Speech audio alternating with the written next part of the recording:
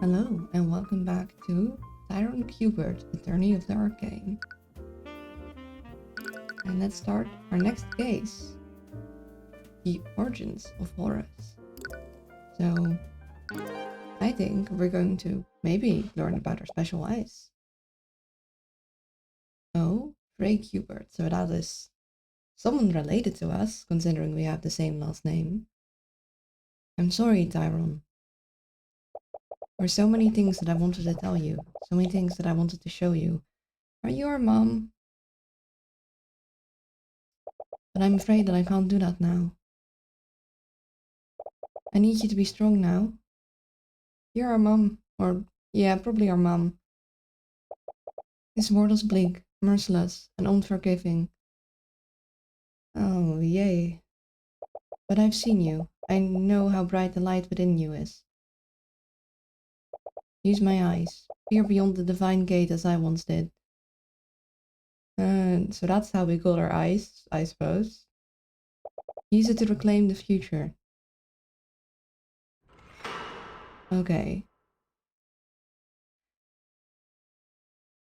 Well, and that's how we ended up an orphan. Oh no. Preposterous. Completely and utterly preposterous. Is something wrong, Lord von Sanctus? He's got a very pointy arrow nose. All the nobility have the fancy music. I do actually really like the fancy music. It's... I don't know, I like it. You filthy rat. You cheated, didn't you? That's right. You're just a cheat. A cheat and a charlatan. He looks a lot calmer here. Occupation, nobleman. Do you have any evidence to prove that ridiculous claim?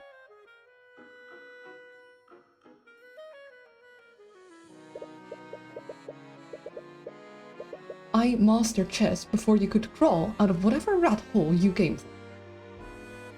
Oh, so he defeated another chess opponent. Do you honestly expect anyone to believe that you could defeat me? Honestly, I'm just as disappointed as you are. Oh no. I was expecting more of a challenge from House von Sanctus. Damn. Tyrone, you don't need to go making enemies on purpose. But I suppose all the gold in the world can buy you a modicum of skill. Tyrone, do you have a dead wish? You little upstart. Oh! Von Sanctus' acquaintance clears his throat and gestures subtly to the crowd of spectators. Pretty background. Also, you got white hair. Are you maybe related to my friend who is totally like the child of a noble person, but was later orphaned? Everyone's attention is on him, and you can see the crowd muttering amongst themselves. Man, what an idiot. His undignified behavior probably isn't doing any favors for his public image. I don't think his public image had much favor. Realizing himself, he tries to regain his composure by standing like this. It's preposterous. He walks away, muttering the word preposterous under his breath a few more times. It's not doing so good. It sounds like he's trying to reassure himself more than anyone else. Oh, he just got a harsh reality check. Through chess, I guess. So, that was something. Yeah, I knew that he'd get angry, but I didn't expect him to make a scene like that. Well, you did insult him. I know I'm your bodyguard, but I'd advise you to make my job not even harder by getting multiple assassins after you. I'd appreciate that.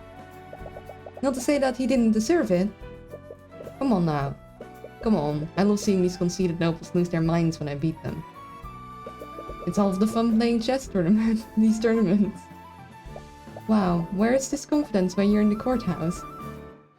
To be fair, in the courthouse someone's life is on the line. In chess, it's just a game. I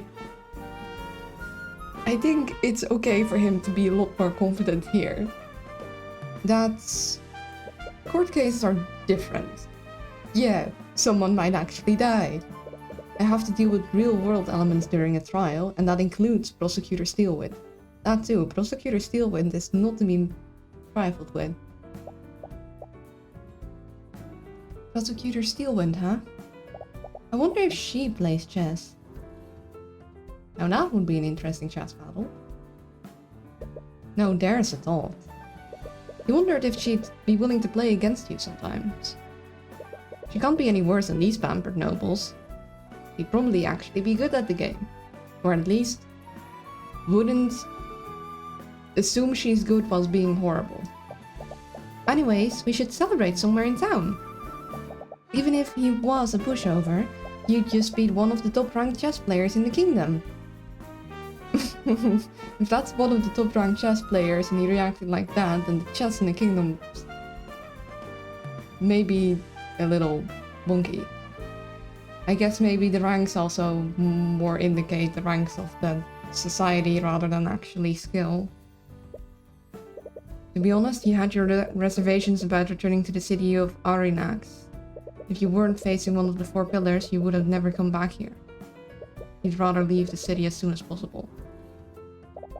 Saw a cafe while we were walking around. The food smelled great. I'd really like to go there. We could always go to one of the cafes in the capital. There are plenty of places to choose from there. Trust me, I've traveled around the world. There's nothing better than food from a thriving port city. She knows. You really don't want to stay though. Alright, I suppose there's no harm in staying a little longer. She does have a point. The streets seem livelier than when you last saw them. You see a lot of businesses that weren't here before, and they all seem to be very well off. Despite being a port city, Aurinax used to look like a ghost town. Huh. Has local nobility been investing in the city? You find that possibility very hard to believe. Yeah, that seems unlikely in this. Ooh! You arrive at the cafe that Celeste told you about. Look at that. That is such a pretty background. Ooh, nice, nice. Very fancy rug. In perspective. That's a pain to draw. I like it. Stones here. Yes. I approve. Gives me ideas for drawing backgrounds like this myself. It's very smart, the kitchen look and then more there. Nice. Good stuff. As you enter, you are struck by a powerful aroma of freshly baked pastries and coffee. I want to eat here now. Gimme. The scent of baked goods swirls around you. You take a moment to inhale the enticing smells. You have to admit that it's making you very hungry. So, you seek to enter the domain of Deadbringer Soul Express. That is a very strong introduction. Well, if glory is what you seek, then look no further. For you stand before Mosurika Tudor, Dark Lord of Arinax. I like your hat. I like your confidence. Why are you dressed like a Yu-Gi-Oh character? As you head further into the cafe, you're approached by a familiar face. Oh, we know this person? Name, Mosurika Tudor. Occupation, merchant. She looks cute. Pika? Is that you? Ah, it appears my reputation precedes me. How good of you to... Wait, you're Tyrone? You're back? Oh, is she happy to see us? So I'm a little busy at the moment, so I don't know how long I could say. Just vibe as long as you want. And are able to. Hi. You... Why didn't you tell anyone that you were back in town? Do you have any idea how worried we've all been? Do you two know each other? Right. Celeste, this is Musorica Tudor. I was friends with her when I lived here many years ago. Wait, you used to live here? Yeah, Aronnax is actually the town I grew up in. What? But you were in such a hurry to leave before. Thanks for trying us under the bus there, Celeste. Oh. You came here to eat, right? If you're still hungry, I can bring you some of our best dishes on the house. Oh. No, I couldn't possibly. Come on, don't be like that. It's been years since I've seen you. And you know how good my food is. She's very confident. Okay, but only for a little while. Vika sets a table for the three of you and calls over a waiter. You all place your orders. Now, tell me everything. I want to know all about what you've been doing since you left. By the way, I saw your reply. Which one? I have very short-term memory.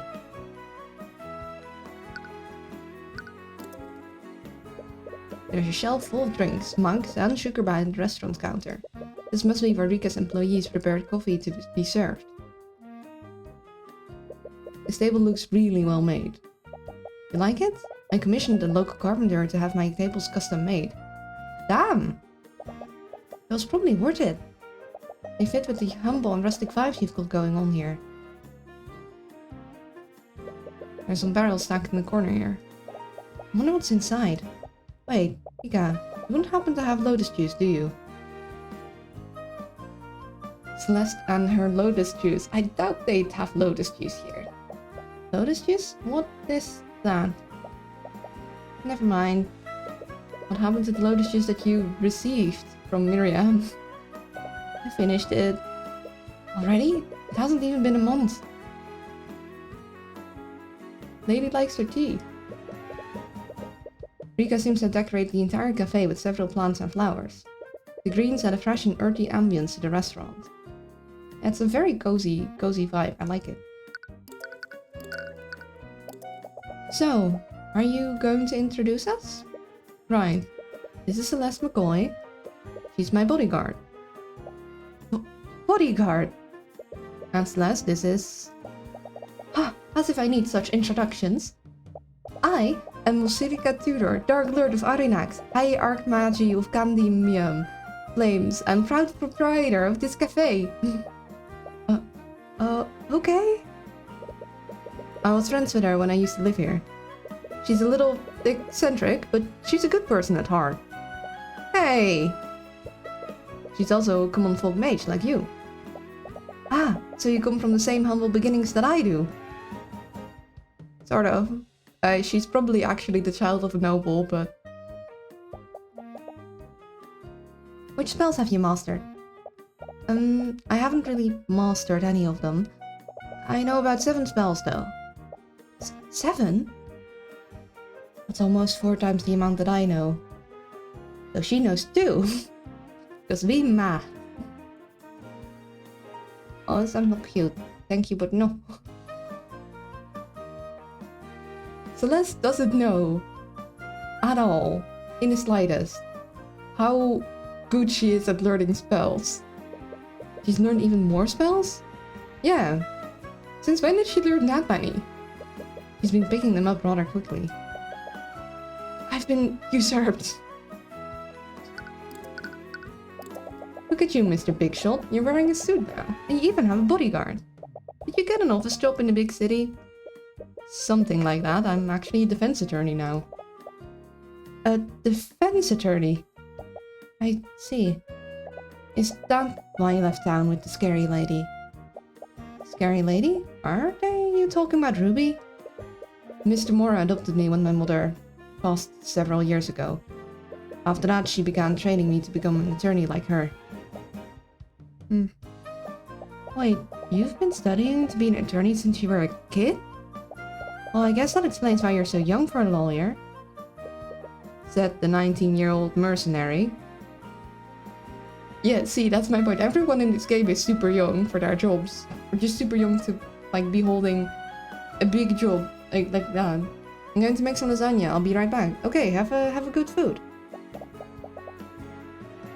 Yeah, I guess you got me there. But you don't need to take entrance exams to become a mercenary. You just need to stab things real good. Are you the owner of this cafe, Rika? You always spoke about opening one when we were kids. Yep, and it's all thanks to the Dracosen Trading Company.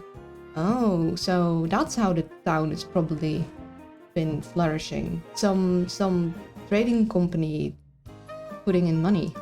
The company's owner invested in my business idea after trying my food.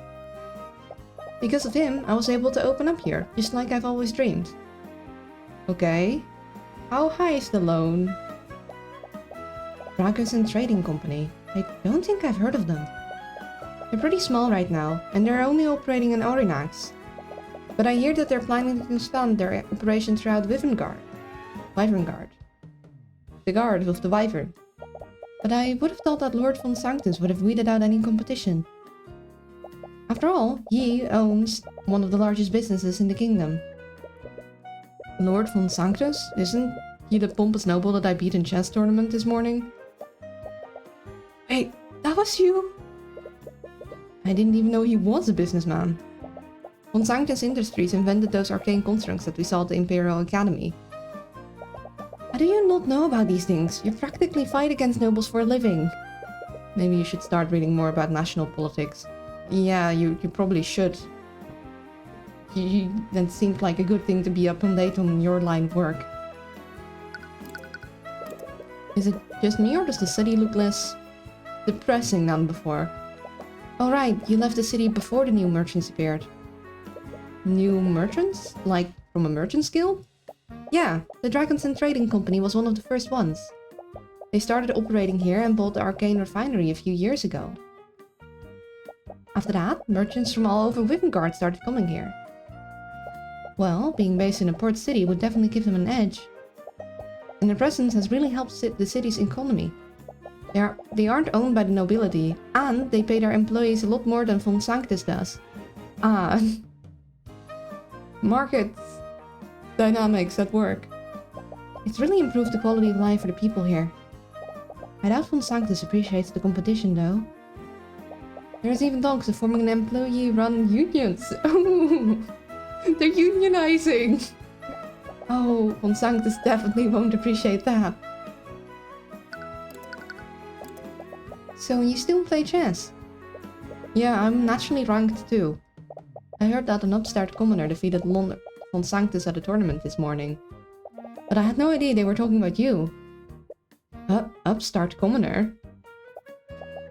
The name suits you, Tyron. Hey, do you still do that thing when you play? No.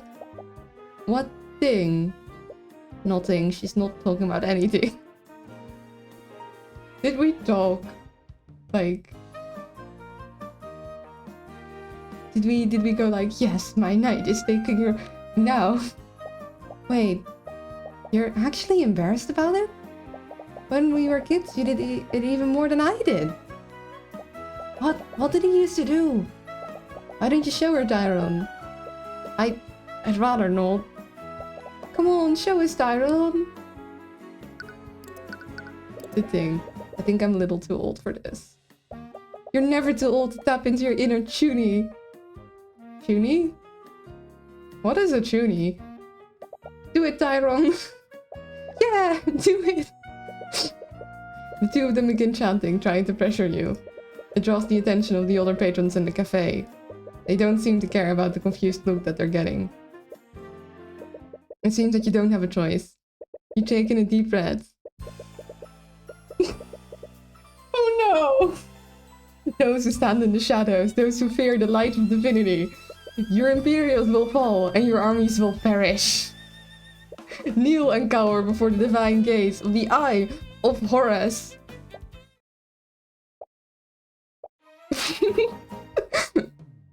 Oh, come on, you guys pressured him into doing it. They're trying their hardest to contain their laughter. Well, that's why I don't do it anymore. No, that was great. It was really cool time. No, it wasn't. Her poorly contained laughs are coming out between each word.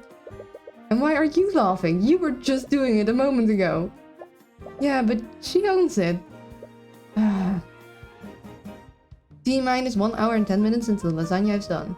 Yeah, lasagnas take a while. You used to say something else before too.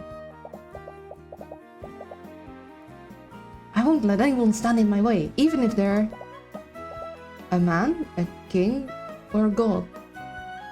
Ah, so he still says that part. Yeah, that's it. He still says that sometimes.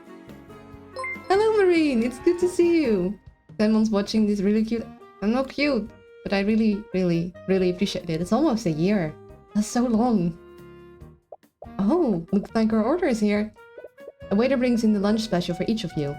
The enticing aroma of the meals makes you salivate a little. You gladly devour the meal. Rika's cooking is just as delicious as you remembered. You spend some more time catching up with her while you finish your meal. As your conversation continues, you and Celeste regale her with stories of your past court cases. No, really? Yep, it turned out that it was the headmaster the entire time. Wow, I would have never figured that out. How did you know, Tyrone? Maybe he saw it with his eye of Horus. Oh, he shouldn't have mentioned that. He shouldn't have mentioned that. They don't know that it's real. Yeah, can't believe that it's nearing a year already. Yeah, that is crazy. It doesn't feel like it's been that long. You nearly choke on your drink before you realize what she's actually referring to. Wow, I can't believe it. Never thought court cases could be that dramatic. They usually aren't. You finish your meal as you continue to tell Rika more about your cases. It's nice being able to talk with her again. You tried so hard to leave everything behind after what happened, but you're happy that she seems to be doing well. Well, it's been nice catching up with you, Rika. But I think it's time for us to get going. What? But we've just got here. Oh, she's sad. Sad lady. It's okay. I'm sure you're pretty busy nowadays. I won't keep you any longer. But be sure to write, okay? Don't just go and disappear like last time. Yeah, I'll stay in touch. You better. You exit the cafe and make your way to the local merchant's guild to rent a carriage. The city streets seem a bit more crowded than usual. It's a little difficult to make your way through them. Did a murder happen? Hey, Tyrone? Yeah? Celeste is fidgeting with her hands.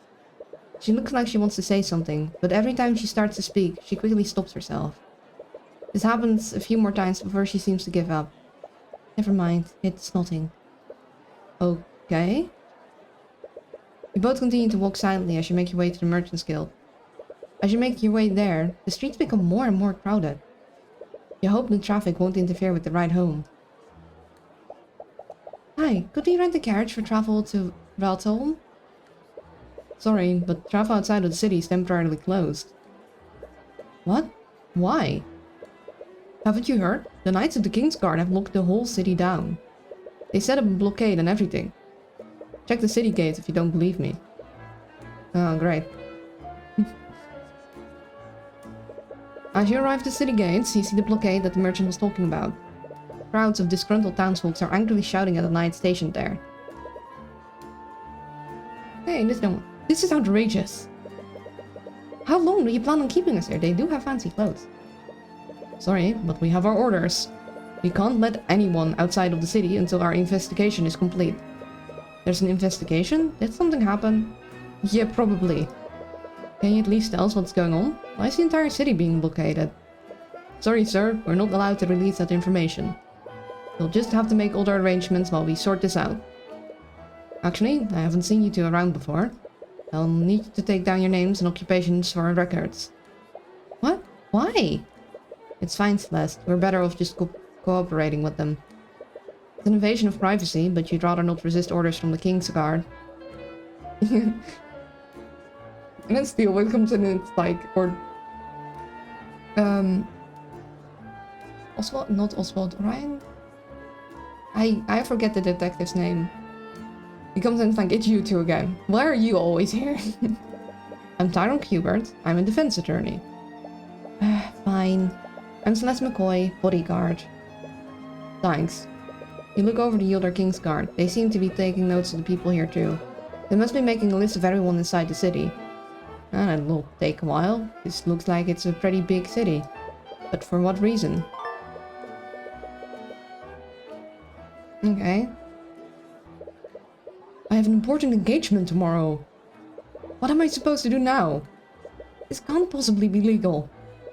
The Downs will continue shouting at the knights, but it's clear they won't be budging anytime soon. You know, though they have been a pain in their asses, I don't envy their jobs at this point. They're doing this, I hope, for a good reason. If someone got murdered with magic, I guess they don't want the person to escape. And though it's very annoying for everyone to not be able to make it to their arrangements, considering how volatile magic is, I guess it is kind of necessary. What do we do now? You notice that it's starting to get late. We don't know how long the city will be blockaded. We should find a place to stay overnight, just in case. Hey! I guess it makes sense that they'd have to reuse some of the scenes, but this is also how the Tavern of Celeste looked. You walk into a nearby tavern and see it's absolutely crowded with patrons. Looks like everyone else had the same idea. Hey, welcome to the Agwin Tavern. What can I do for you? Could we get 2 rooms for the night? Sorry, I can't even spare 1 room. You're completely full with the blockade and all. Wait, let me take care of this. Celeste takes out a large pouch of gold and pops it in the innkeeper's desk. Well, would you look at that? One of our rooms just opened up. Only one? Hey, the entire city's locked down. Even with your gold, that's the best I can do for you. What? Embarrassed to share a room with me, Tyrone? You know, privacy is something some people just really enjoy. No, it's just... You realize that she's just teasing you like she usually does. Best not to give it any mind. Well, it's better than nothing.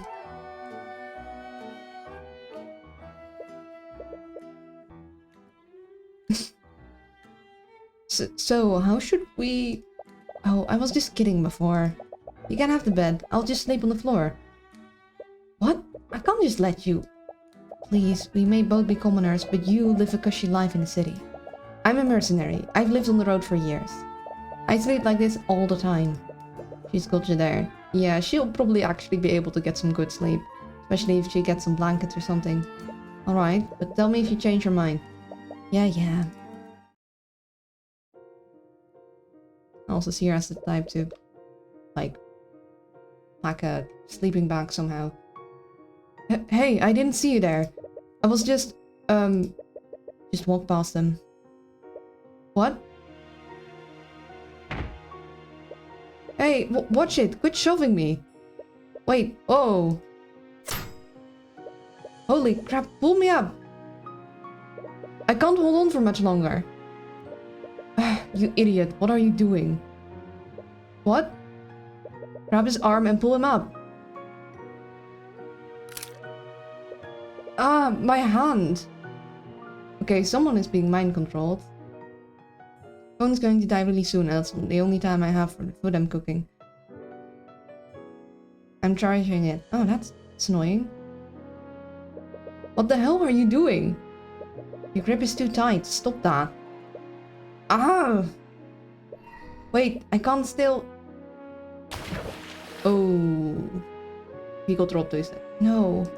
No! What happened? I should have been able to... By the skilled lord he fell in. No, I can use this. That's right. I can still make this look like it was all his fault. Uh-oh. Well, I didn't mean to, but the guy is definitely dead. Let's just start from the beginning.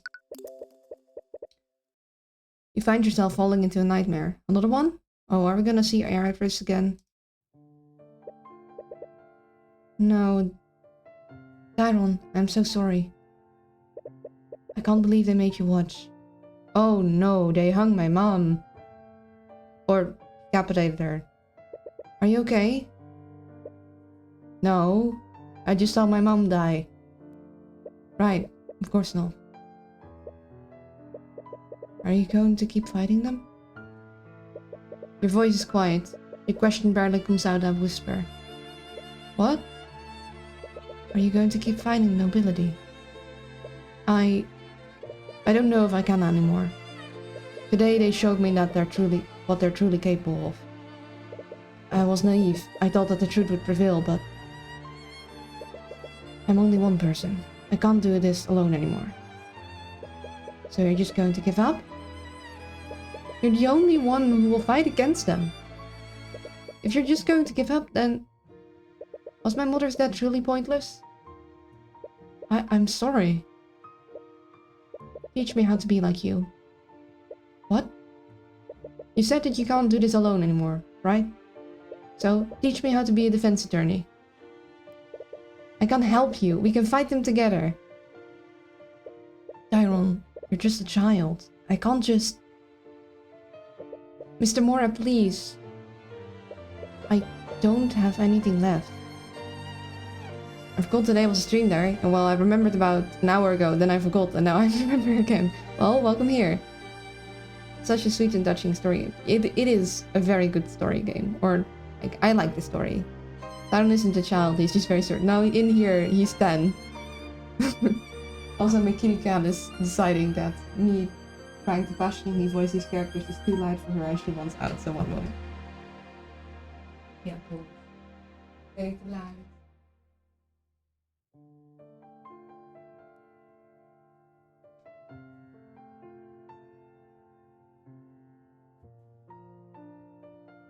I was making a Game of Thrones joke. Oh, I see. Didn't realize. Please, just take me away from here.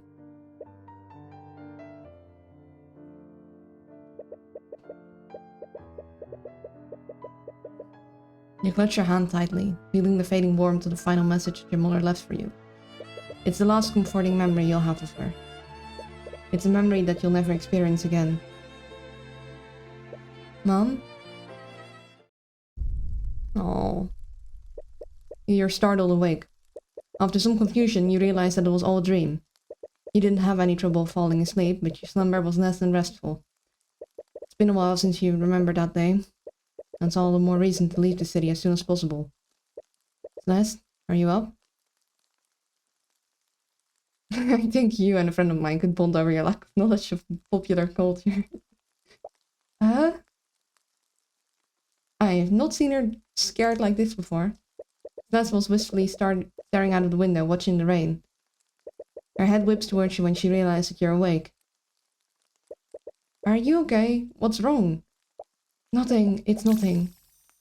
He wasn't awake, was he? What the fuck were you doing? She doesn't seem keen on sharing. It'd be best not to pry. What are you like? Were you writing poetry or something? Anyways, do you know if the city's still under lockdown? I haven't checked yet. I was waiting for you to wake up. Ooh, rain. You go outside and check the city gates. The blockade still hasn't disappeared. In fact, it looks like it's been fortified with even more knights. Looks like we can't leave yet. They've even doubled down on the guards. What's going on here? Tyrone! You spot Rika in the distance as she calls out to you. As soon as she sees you, she breaks out into a full sprint towards you. She looks exhausted. Has she been looking for you in the rain? Tyrone, it's terrible! There was an accident at the Arcane refinery last night. One of my friends who worked there, he fell into a vat of Oh, flip. He's dead. Oh no. Oh, Rika, I'm so sorry. If there's anything I can do... Lord Von Sanctus is blaming the Dragons and Trading Company. So we're going from personal cases to companies. Oh dear. He's trying to charge the owner with criminal negligence. As the Lord of his region, Von Sanctus would have a lot of leverage in a legal battle like this. And also... it is not completely unreasonable to charge someone with criminal negligence. Like, if we're assuming that he knows what's going on, then yes, he's a bad guy. But say he doesn't know what's going on, he's actually doing the right thing. As in, hey, don't murder the people that I'm watching over. Green with white and red highlights clashes a bit. Yeah, she looks a little bit like a Yu-Gi-Oh character, but I think it works. It is very bright, but I think it's balanced enough. We must be using this accident as an opportunity to oust Dragonsen from this territory. Tyrone, you're a lawyer, aren't you? Can you help them? This technically... I don't think criminal negligence would be something that is a case that he'd usually work on. I think he usually works in, like... not cases... That doesn't matter in the story. What are lawyers that specialize in certain fields after all? I don't think I can. Oh? What? But... Rika, I specialize in homicide cases, and most of my clients are majors who've been charged with murder. Oh, so he does... They do acknowledge that different lawyers specialize in different cases, and that this is between a company and something else and very different. I've never even tried a case like this before. There isn't any magic involved, and there's no killer. Don't worry, I'm sure that the Dragonsen Trading Company knows plenty of qualified attorneys who can help. I'm not so sure about that. Think about it. A lord from one of the Four Pillar families is pressing those charges. Do you honestly think anyone else will try to fight him on this? He has a point. There aren't many attorneys who will go against nobility under any circumstances. The only ones who will do that are you and Mr. Mora. Alright, I'll see what I can do. Really? But please don't get your hopes up. I have very little information to work with right now. And to be perfectly honest, I'm really out of my element. That's okay, I'm sure that Mr. Dragonsen will take any help he can get. Mr. Dragonsen? He's the owner of the Dragonsen Trading Company. He should be at the old Arcane refinery right now. It must be the scene of the accident too. It would probably be best to start your investigation there. I've been away from the shop for too long, so I can't come with you. But drop by the cafe and if there's anything I can do to help. Well, we don't know it's homicide yet, but it's... We know it's homicide, but they don't know it is. You follow Rika's direction and move through the city's industrial district. It reminds you of your childhood, back when you couldn't control the Eye of Horus. You always avoided this part of this city. It was always covered with an overwhelming fog of misery and fatigue. However, you feel less of that now. It's because you have more control over your powers, or has something else changed? I also might just be less miserable. Aside from the fact someone just died here. Alright, we're here. You arrive at the refinery and see that there aren't many people around. The few people you do see appear to be from the City Watch. And also, the lack of people might also influence the Eye of Horus. Which character represents you most, Luna?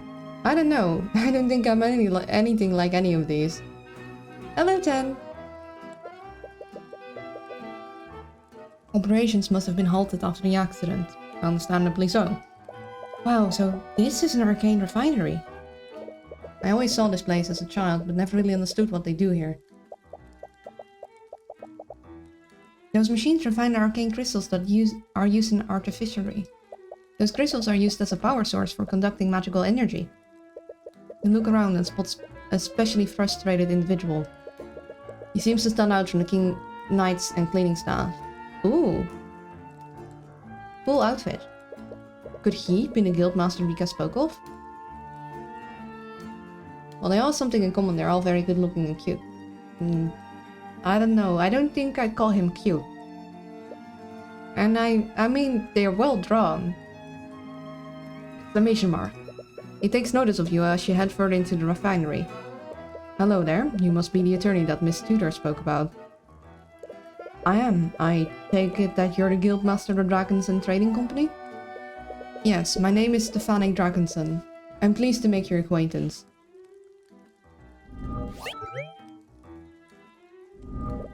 I really appreciate you lending your aid in this matter. Yeah, I mean, the ladies are cute and boys look handsome. The art style's pretty. I already told Rika this, but I've never tried a civil case before. I would need to learn more about what happened before I can decide whether or not I can represent you. I'm honestly not sure how much help I can be. Well, there isn't a single attorney in Outernax that will represent me. So I'll accept whatever help I can get. Celeste was right. All of the attorneys are too afraid to stand against Lord von Sanctus. Where should we start, though? This case is probably different from the homicides that we're used to. Homicide or not, the case revolves around a wrongful death. If I did represent Dragon Sen, I would need to prove that he wasn't at fault for the accident. To do that, we should start by finding out exactly how and why the accident occurred. We should also question the witnesses who saw the victim when it happened. And it wouldn't hurt to take a look at the scene of the accident either. The guild master would have a lot of knowledge about the refinery's operation. Questioning him might also give you some insight into what happened. To start, could you tell us exactly what happened? Well, it all began during the work rush yesterday evening. One of my employees fell from the walkway and into a vat of magical chemicals. Those chemicals contain extremely volatile and destructive evocation magic. Because of that, he unfortunately died before we could have pulled him out. I see. But that all just sounds like an unfortunate accident. Why is Lord von Sanctus blaming you for what happened? There are guardrails in walkways to prevent people from falling. Supposedly, those guardrails broke apart when the employee tried to lean against it. According to von Sanctus, the accident was a direct result of my negligence to maintain the refinery. But my employees have taken great care to inspect and maintain these facilities. I have no idea how this happened. Is he telling the truth? This could all just be a lip service. The only way to know for sure is to inspect the walkway yourself. Earlier you said that the victim was an employee of yours. Could you tell us more about them? Yes, I hired him just a few months ago. It's a shame what happened to him. He was a young man named Justin Way. That's the name. Was he a good employee? He was a hard worker, but he was a bit rough around the edges when he first started. Before working for me, I heard he'd always spend his time at the local delinquents. Miss Tudor practically begged me to hire him. She told me that she wanted to turn his life around. That does sound like something Rika would do. She always had a habit of getting involved in her friend's personal business.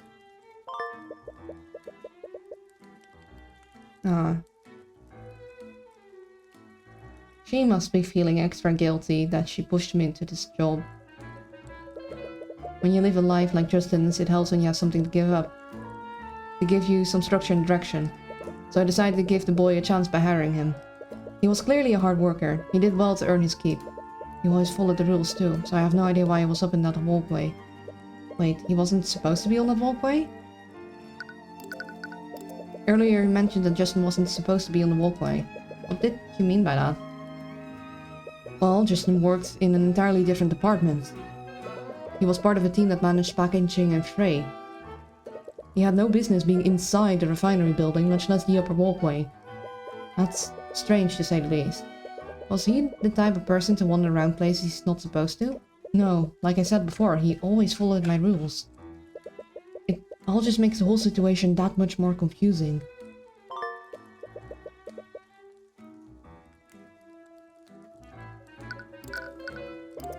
Was there anyone around when the accident occurred? Did anyone see Justin fall? There were many employees here at the time, but there were only a handful of witnesses who actually saw Justin fall from the walkway. Who were these witnesses? If I remember correctly, Miss Tudor was the one who saw him fall. Oh no. Wait, Rika was there when it happened? Yes, she witnessed the accident alongside the harbor master. Morrison. Oh, you're acquainted with him? I am. Morrison was close friends with your mother when you were a child. But after you left Outernax, you went out of your way to cut contact with everyone from your past. But what were all these people doing here in the first place? Rika's a cafe owner and Morrison is a harbor master. I'm a little concerned about that myself. I'm still unsure about Miss Tudor, but the harbor master was accompanied by a nobleman of some sort. Oh no. A nobleman? I'm not privy to the specifics, but apparently that nobleman had legal authority to go wherever he wanted to. You'll want to ask more about that. But it will be awkward to speak with him after all these years.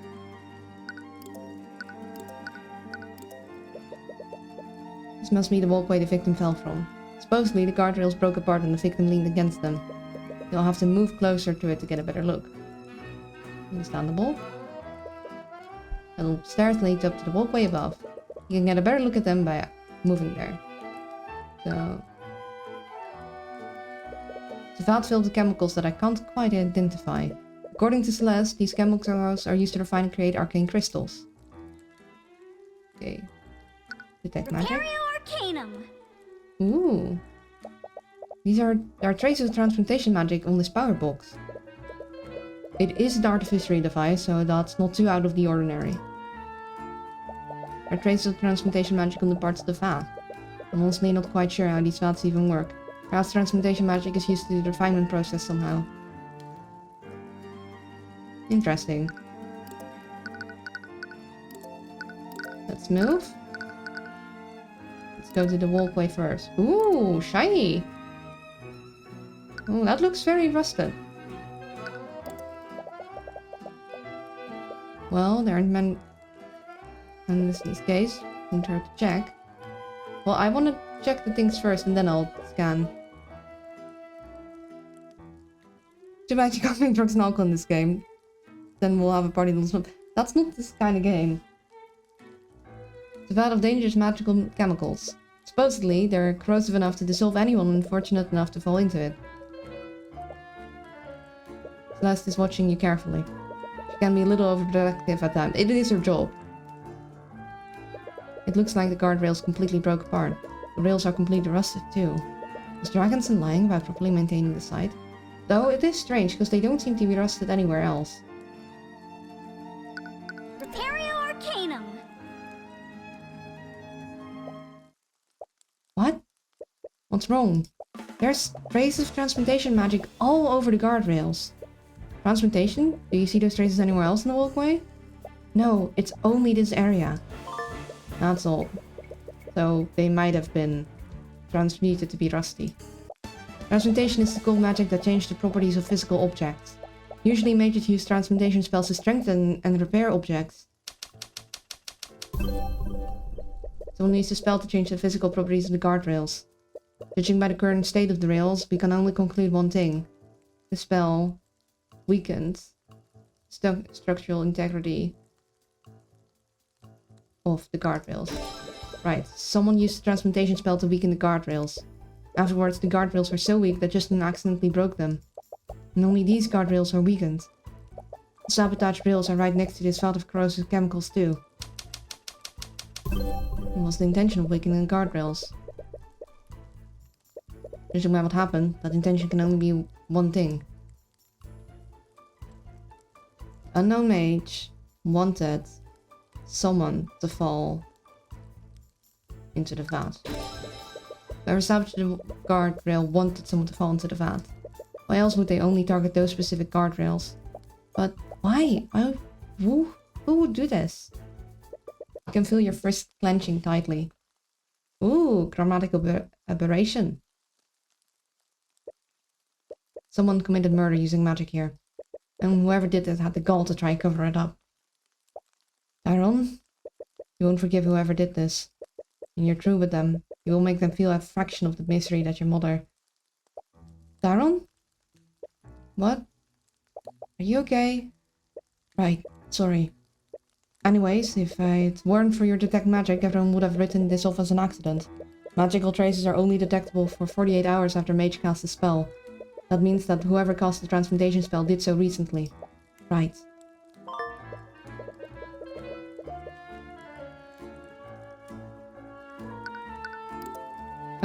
No, hold up. Arcanum. I wanna... Trace of invocation magic on the chemicals in the vat. Makes sense, invocation is a school of magic for spells that create and it disperse energy. These chemicals are probably induced some sort of magical reaction to create arcane crystals. Feels like it's important to have that one. And I think that's all the things here. So then we move.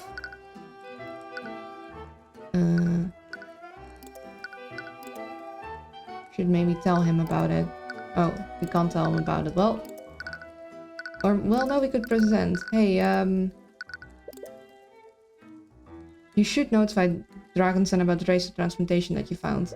Perhaps you should wait until you obtain more information first.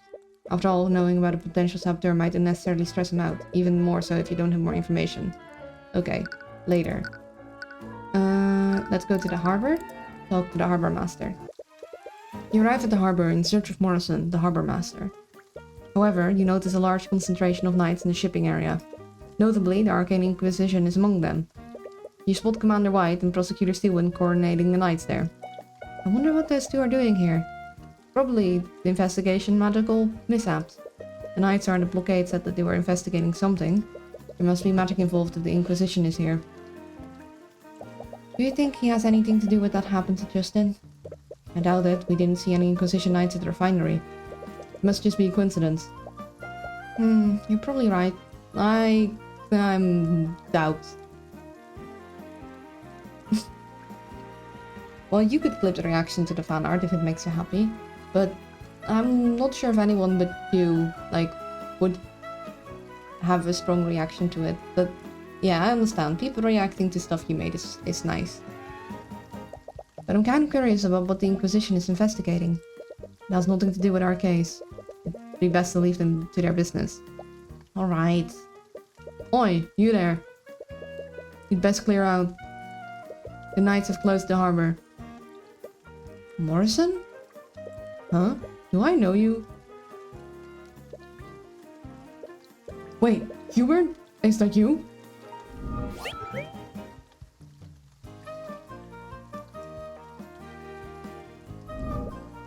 Hi. I heard from little Musorica that you were back in town. What can I do for you? We heard that you were at the refinery yesterday. From what we heard, you witnessed the accident. We wanted to ask you some questions about what you saw. Oh, right. Musorica mentioned that you're an attorney now. What? I just hope you're still not hung up over that business with your mom. Well, I mean, my mom died. One doesn't easily get over that. Sorry, I guess it's none of my business. Anyway, I'll tell you what I know. Dragonson told us that you witnessed the accident. Aye, it was a horrible thing what happened. No one deserved what happened to that poor lad. Could you tell us what you saw? Well, I was showing a patron around town, and for some reason he really wanted to take a look at the refinery. Something about checking out the local art of fishery. The flip? You must mean artificery. Anyway, he was looking at the machinery. Then suddenly Musurakan came running towards us. She was trying to tell us something, but the damn machines were too loud for us to hear her. After a while, she just pointed at the walkway and we saw the horrible sight. We saw someone fall into the vat. How did Darren's mom die? Did that come up? Well, we don't know for sure she was executed in town. It is by now being heavily suggested that she got executed in town. There's something about Tyron watching his mom die and Miss Ruby being there, she probably got, yeah. So, like, we don't have direct confirmation on exactly what happened, but it's pretty heavily implied she got executed in town. By the time we could get them to stop the machines, it was too late. I'll check. Sip of water. Stretchy stretch. Look away. 10 seconds. 10, 9, 8, 7, 6, 5, 4, 3, 2, 1. And push your check.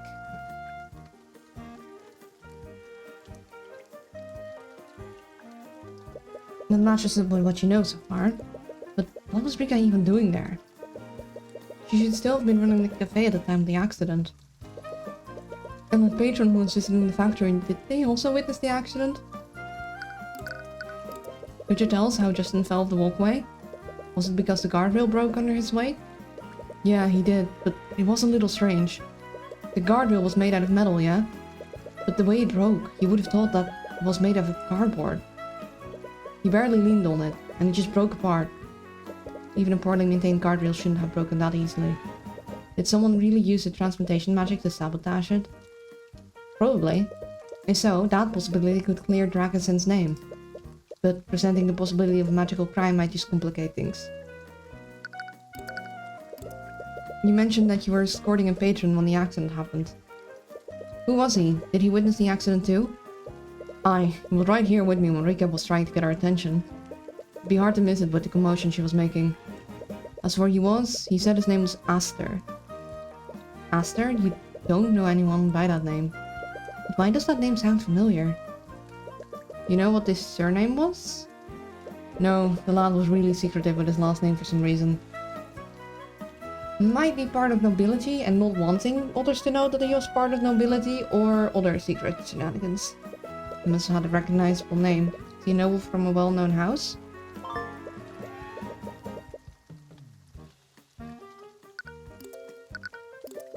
And where are you escorting this Aster in the first place? Don't you have to manage the harbor?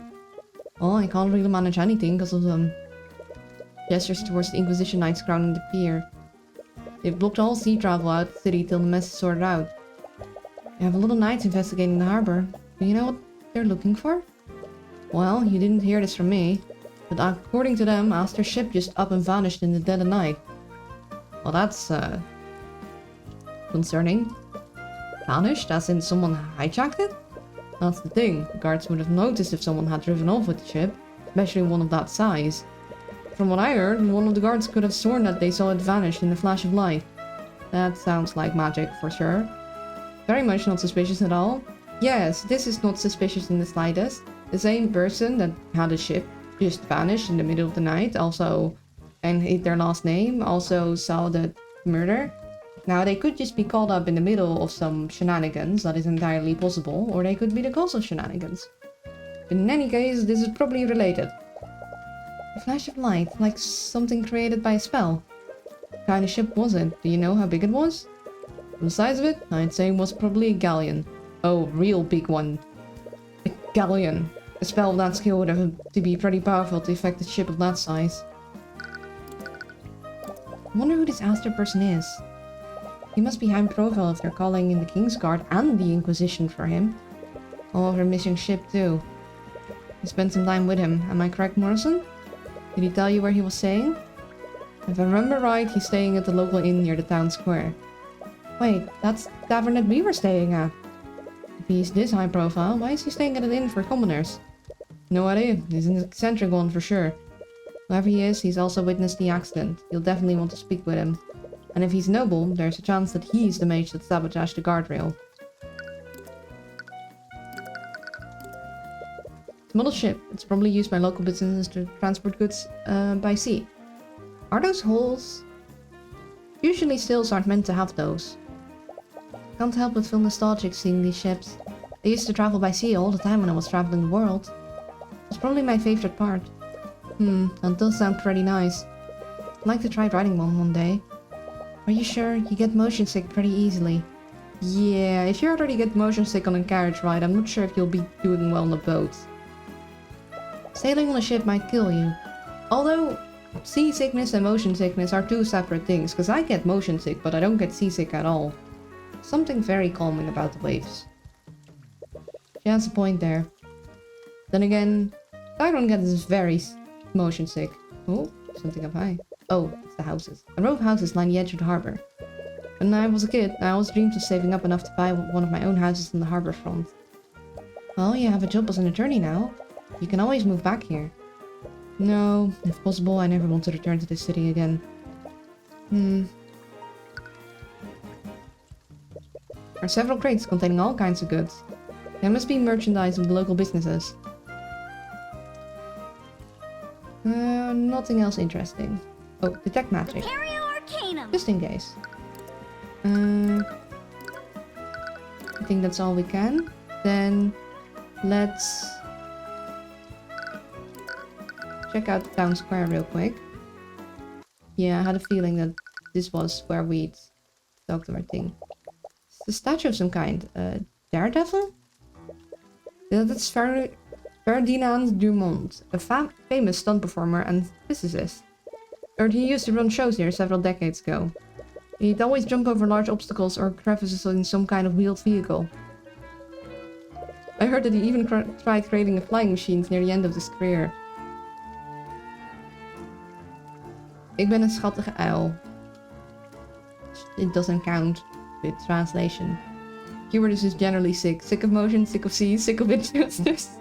Yes. Flying machines? Yeah, I heard he didn't even use magic to make them fly. It's a shame that the kingdom hasn't tried to develop its research further. Several businesses have opened up since last time I came here, and they all seem to be pretty busy. The blockade is preventing people from leaving the city. The local shops will probably be getting a lot more business until the Kingsguard lets us out. That's everything. Repario Arcanum. Let's talk to Rika first, if we can. You arrive at the cafe and see that the restaurant is packed with customers. You don't see Rika anywhere though. She must be preoccupied. Perhaps you should check in when the restaurant is less busy. I had a feeling. Then tavern.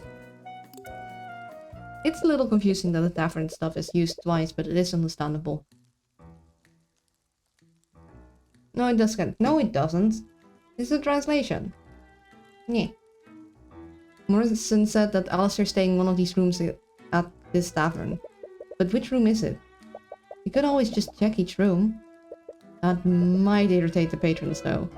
And if Alistair doesn't want to be found, we might alert him if we annoy too many people. I guess you're right. Family owns a tavern, right? You had to pull VIP somewhere. Which room would you choose? I guess it would probably be the one at the end of the hallway. That's the one I use at my family's tavern.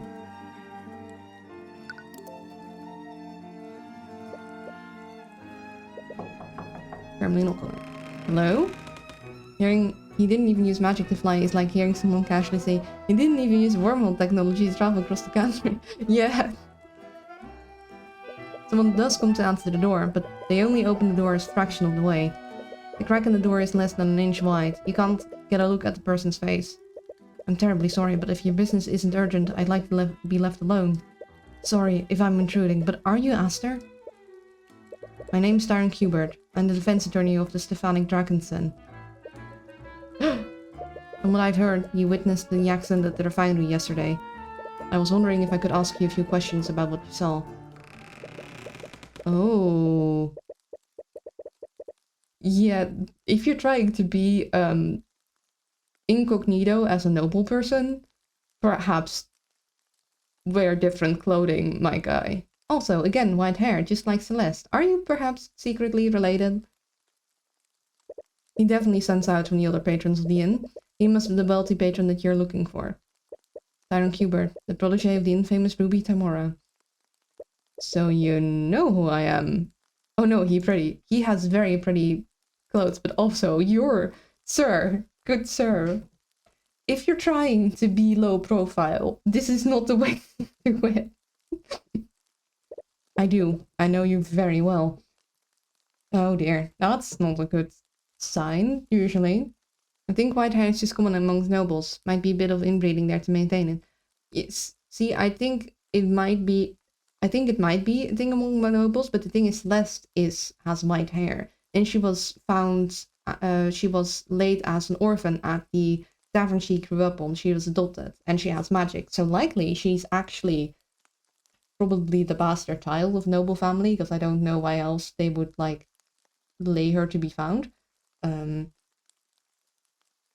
It's the dragon magic. Yes, the magic that the dragon gave them.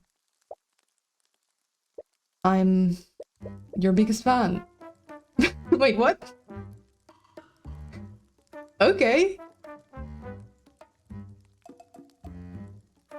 Did not expect that. They did say he was eccentric. Wasn't expecting this. What? I can't believe it. The infamous Darren Kubert is standing right in front of my tavern room. What? I've read all about your feats, Mr. Kubert. You successfully indicted the head of the House Pierce. You didn't think twice about confronting the inheritor of House Freegra. And you even defeated Lord Von Sanctus in the chess tournament yesterday. I'm so lost right now. Me too. And you must be Celeste McCoy. Oh, he's got soft eyes. Please be a nice person. I want to believe you're a nice person. I'd like a nice noble. I mean, Steelwind is also nice. But I don't know, a dorky noble is fun. Carol's first client and the Crimson Demon of the Eastern Kingdoms. How did you find out about that name? The Crimson what? Don't ask. Anyways, if you are Aster... oh no, that's me. Anyways, if you are Aster, does that mean you witnessed the accident with the Harbor Master yesterday? Well, he doesn't have the evil anime eyes or green hair, so that's a good sign. Bet you would look beautiful in a noble outfit, Luna. I think anyone would look pretty in an outfit as pretty as this. Although I don't think I would. I think it would look very old on me. But the outfit would still be pretty. No, those eyes are empty. He's 100% a rat bastard. Oh no, he's the villain. Way too chipper, nice and... pity. Yeah, I don't want him to be... I want him to be a nice boy. Can't we just assume that he's actually going to be nice, that they're playing him straight, that he's actually just caught up in something. I know it's not how it's gonna end up, probably, but I want him to... Maybe there's another evil person. Yes, I did. Like, look at those. Those are golden retriever puppy eyes. He's probably gonna be evil, I know. He's got the dark red behind, and it's Also, we did hear that name before. We did? Wait, is he... The only noble I know we heard before but didn't see before was the Crown Prince. But I forgot his name. Are you going to interrogate me about what I saw? You're too stoked about this. I'll answer whatever questions you have. Yeah, no, you're too excited about this. You're making it weird, dude. You've never met a witness that has been this eager to cooperate. But hopefully this means that he won't hide any details about what he saw. That's weird. Flipping dude. You clearly know who I am, but I'm still unsure of who you are, Aster. My apologies. But I would prefer to keep my full identity hidden for now. He's within his right to do so, but you can't help but feel a little suspicious. In any case, what is your business in Ardenact? I was accompanying a ship transporting goods to Lord Von Sanctus. The same ship that was magically stolen. I'm surprised you found out about that. Uh-oh. The Kingsguard have been trying their best to keep that information hidden. It was mentioned one time in passing, though. I'll leave it at that for now. Thanks. Because small brain elf will then be surprised later. But I suppose I shouldn't expect anything less from you, Mr. Kubert. Flattery will get him nowhere. I mean, he's a noble. He probably needed to learn how to flatter other nobles just to keep things nice at the dinner table. What was on that ship? It must be pretty valuable to be worth stealing. I doubt that there was anything on that ship worth drawing the ire of the entire kingdom. The truth is, during the time that my ship was stolen, I was supposed to be on it. Oh, they were trying to steal you. I see. The theft of the ship might have actually been an attempt to kidnap you. That was my current theory anyway. It wouldn't make sense otherwise. He seems awfully calm about this. Probably used to try attempts at kidnapping. According to Morrison, you were also in the refinery that night. When I start eating my food, I'm going to leave, but I'll be back, don't worry. Okay, have a nice food. Did you witness the moment the victim fell into the vat? I did. But you tell us exactly what you saw? Every detail you can remember could be important. Well, it all began when I was visiting the refinery with the harbor master.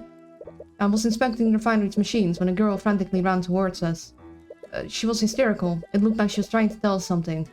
But we couldn't hear her over the noise of the machines.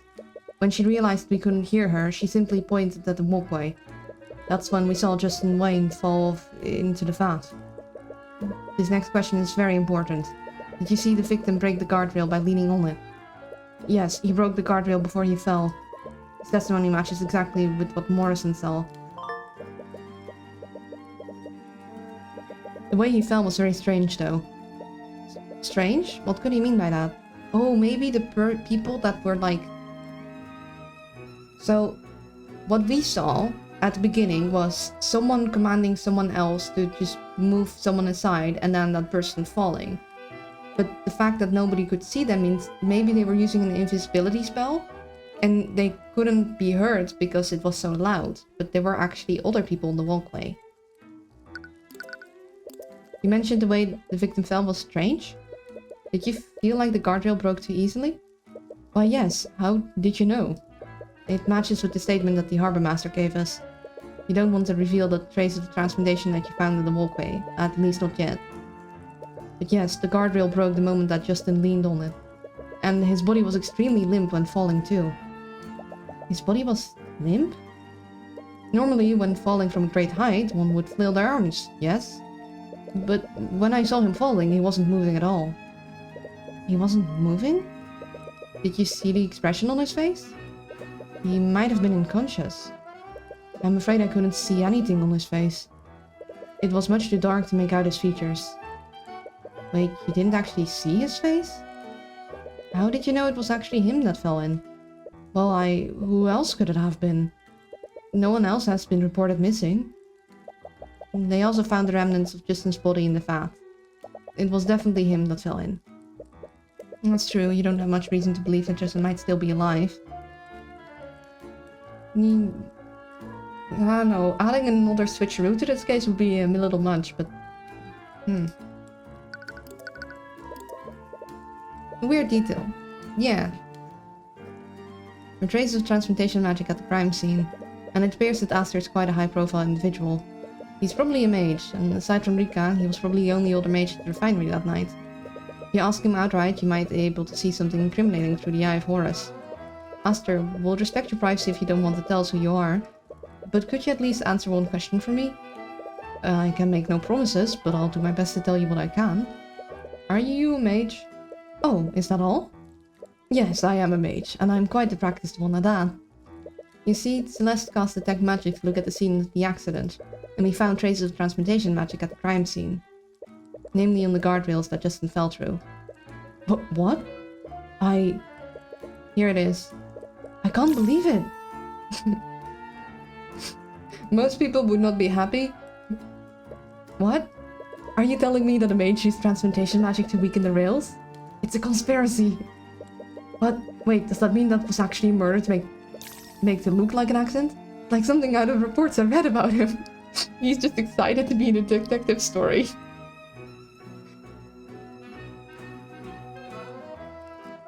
You know, buddy, usually that would be incriminating, but I think actually you're genuine. You don't see anything incriminating, and you can see his thoughts clearly. His feelings and happenings are a bit off-putting though. Yeah, that's a bit weird, my guy. And you asked me if I was a mage? Does that mean that I'm a potential suspect? This is the greatest thing to ever happen to me. Usually you don't want to be the potential suspect, my friend. my concerningly little brain cells nobleman. Okay, maybe he's fine, not trusting him yet, but wow, yeah. He's got golden retriever energy. This is the first time you've met someone that's happy to be suspected of murder. Sorry, it's not right for me to get so excited about something this serious. I'm gonna think less of me. Oh no! Golden retriever buddy, you're okay. You're okay, it's good. But it's like something right of a mystery novel. I want to pat him on the head and tell him it's okay. He's so excitable. That's not the reaction you were expecting. Nevertheless, it doesn't look like there's any incriminating thoughts on his mind. And all the emotions he was emanating were positive. There wasn't a drop of fear in there. It's okay, Aster, she likes him. No, he's cute! He's an idiot! I don't think he's actually an idiot, he's just probably excitable and eccentric. Either way, it looks like you found out everything you can from Aster. You should move somewhere else. Okay, bye. Exactly, he's cute because he's an idiot. Well, can we pat the head of the suspect? We can't, but it'd be funny. Yeah, I mean, he seems to have some intelligence. He might just be, because we're not noble, be more open. He did say that... He didn't say what kind of mage he is, which is kind of a bit sus. Well, he doesn't want to tell us who he is in general, because he's high profile, so he might not tell us exactly what magic he uses anyway. Also, mages, like, even if they have one arcane art they specialize in, they can cast spells from other arcane arts. Seems like out of touch noble who doesn't understand the gravity of the real life situations to me, but I'm only paying half attention. Yeah, he does seem a little out of touch. Like, he realizes he shouldn't be excited. Like, that was his thought, right? Like, oh, he probably thinks less of me now. So he isn't completely out of touch. But he probably just is so sheltered, he's, like, bored. Like, he might just be... just... like, oh, actually something interesting is happening in my life right now. Like, he might just be yearning for actual life experiences. Like, and... because he seems to maybe just read a lot about other people. He might just be like, I can live! Aaron, you're back! Did you talk to Mr. Dragonson? It reminds me of that one episode of Batman, the animated series, where a bunch of rich people invite a penguin to a party because it'd be fun and thrilling. Yeah. They were really jerks about that, though. Poor penguin, I felt bad for him that episode. The life of a high-class noble is probably incredibly boring. Someone probably wants his head on a stick and so he has to be kept in a boring safe area. Yeah. I did. I'm still not sure what to make of him just yet. But after what I've seen today, I don't think I can turn a blind eye to what's happening. There were traces of transmutation magic on the guardrails. Regardless of their motives, someone sabotaged those rails with the intent of harming an employee at the refinery. If this truly was a murder, you'd have to find out who did it and why. I'll represent him in court for the criminal case. Thanks, it really means a lot to me. On that note, you were at the refinery when the accident occurred, am I correct? Yes, I was. May I ask you a few questions about what you saw that day? Of course, I'll do whatever I can to help. By the way, why were you at the refinery that day? Didn't you have to work at the cafe? I was making a food delivery to Justin. Wait, you were delivering food to the victim? Yeah, he never had time to make his own dinner. So I always delivered his dinner during the evening break. But that night I couldn't find him in the freight area, so I went looking for him in the refinery building. So the accident happened while you were delivering his food. Ooh, fish. Did you talk to Justin at all before the accident? I did. When I finally found him in the refinery building, he seemed busy. He told me to leave his food in the break room. He was busy, but according to Dragonson, he should have never been in the refinery building in the first place. Did he say what he was busy with? He said he had a meeting scheduled with Mr. Dragonson. Oh. Oh. That can't be true, though. Dragonson didn't mention anything about this. Unless... You've gotten a few witness accounts already, but I just want to double check. What did you see during the accident? Sorry, I'm sure that was a disturbing sight. Do you need to take a moment? No, it's okay. It happened after Justin told me to leave his food in the break room. It was my first time inside the refinery, so I spent some time looking at all of the machines. That's when I suddenly heard a strange sound from the walkway. When I looked to see what it was, I saw Justin fall from there. I tried to find someone to help him, but no one could hear me because of how loud the machines were. Before I finally got them to understand what had happened, it was already too late. Wait, hold up, but if you saw him fall and then found people, then that doesn't make sense because then they wouldn't have seen him fall. Did you see the guardrail break when Justin fell off the walkway? Or wait, did you see him down? No, that doesn't make sense. More specifically, did it break from Justin's weight? I'm honestly not sure. It was too busy trying to find help.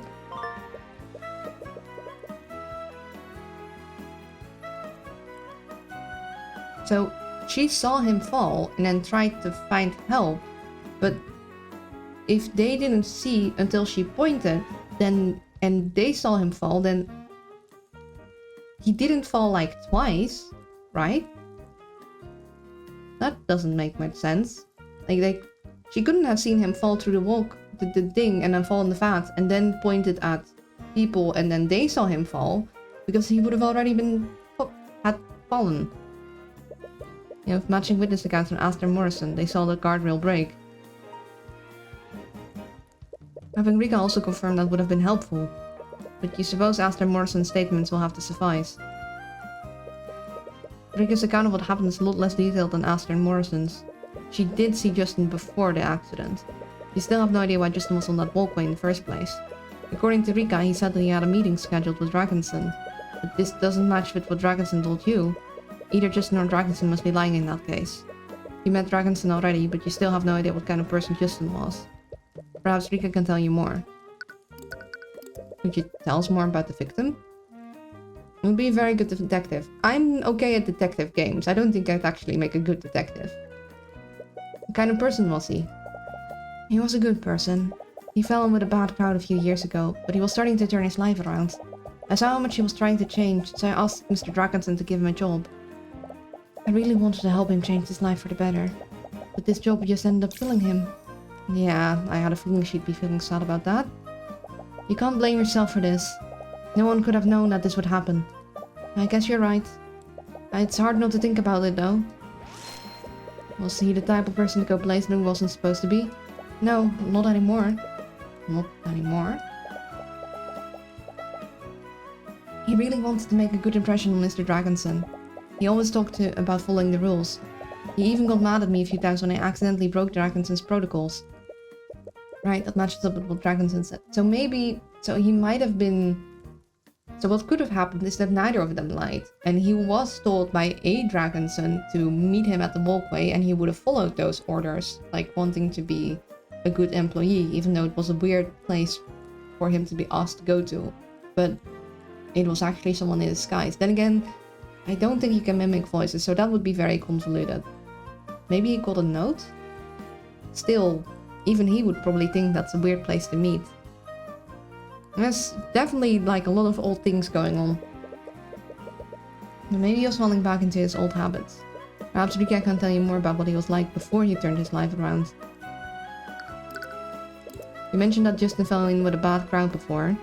I've also heard that he used to hang out with a band of local delinquents.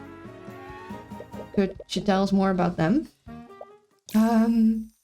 Ooh. What? Rika, this information will help us with our investigation. I need to speak with the other people who knew him.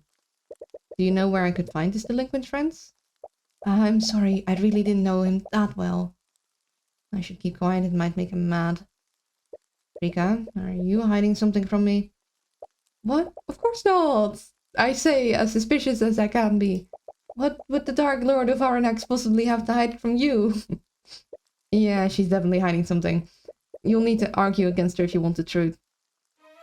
So I need to make the psychological profile more.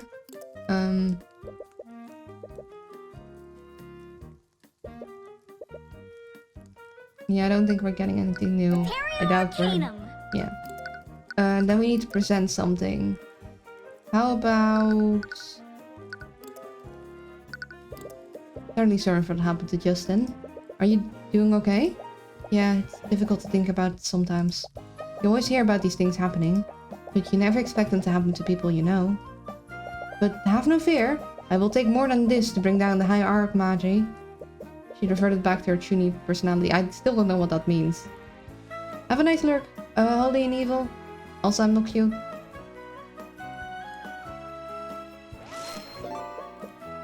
Okay, now complete the profile. Let's do a savey save.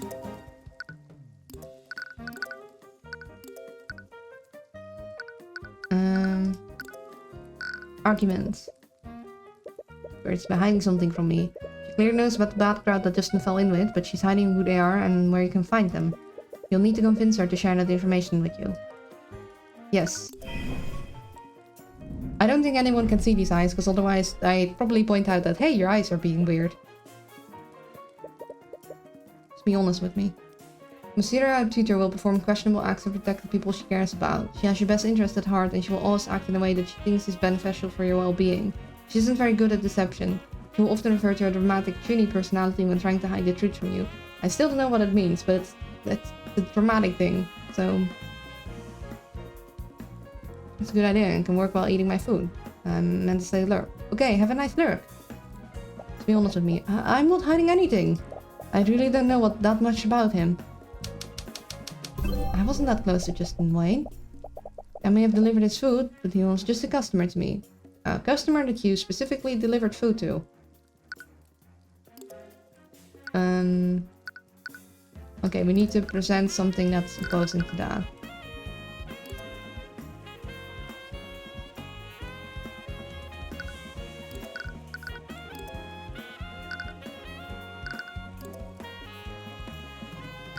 I doubt you'd want him to turn his life around if he was just a customer. I might have believed that you delivered his food because he was a good customer, but that wasn't all that you did for him. You saw that he was trying to turn his life around, and you begged the Dragonson to set him up with a job. You wouldn't do that for a customer that you barely knew. It's a shorthand for the Japanese chuni biyu. It's a word for like 13, 14-year-olds who try to act super mature, different, or dark and edgy, but fail miserably because they're 13, at least according to Google. So they just have a word for 13 and 14-year-olds aging, like the period that I think every teen goes to where you're acting edgy and mature. Because, I mean, don't we all do that in taking ourselves maybe not really actually serious, but still doing it anyway? Yeah, everyone has that phase. It's like, you're 13, 14, you're like not a little child anymore, you're not like, yes, I'm gonna go to the playground and play Dragon Fairy, like, whatever. But also, you're not actually an adult, so you're like, it happens. It be. Artemis Fowl sparked that face in me. I can see how it would. Apparently, it roughly translates to second year of middle school students. That is very specific and very accurate. I don't know. I think I was I don't know. I definitely had that phase too. But I'm not sure. I mean, of course, my memory is going to be biased because I don't think I was very obvious about it. But I also was in that phase, so I probably was.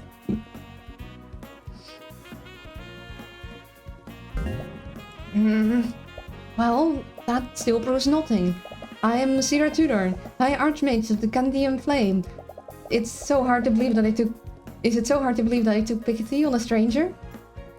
I know I was a shitter from like 14 to 19. I don't think I was edgy for that long.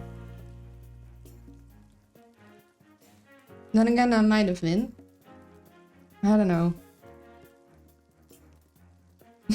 It is really hard to judge for yourself. Like, I mean, I definitely did cringy things. So, yeah. Less edgy as I got older, more of a rude. You weren't. I've known you long enough to know.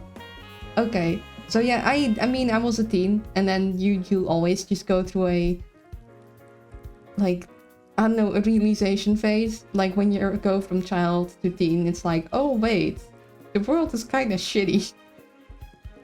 I don't think I was ever rude though. It happens. I only helped him because I'm a generous person. It will only be right for me to equip a commoner with the means to change his life. You are a generous person, Rican. The type generosity would make you privy to details of just his life. A very good liar. You're a really good person. Didn't know him well.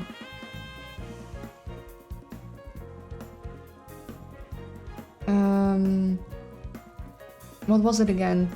Shoot.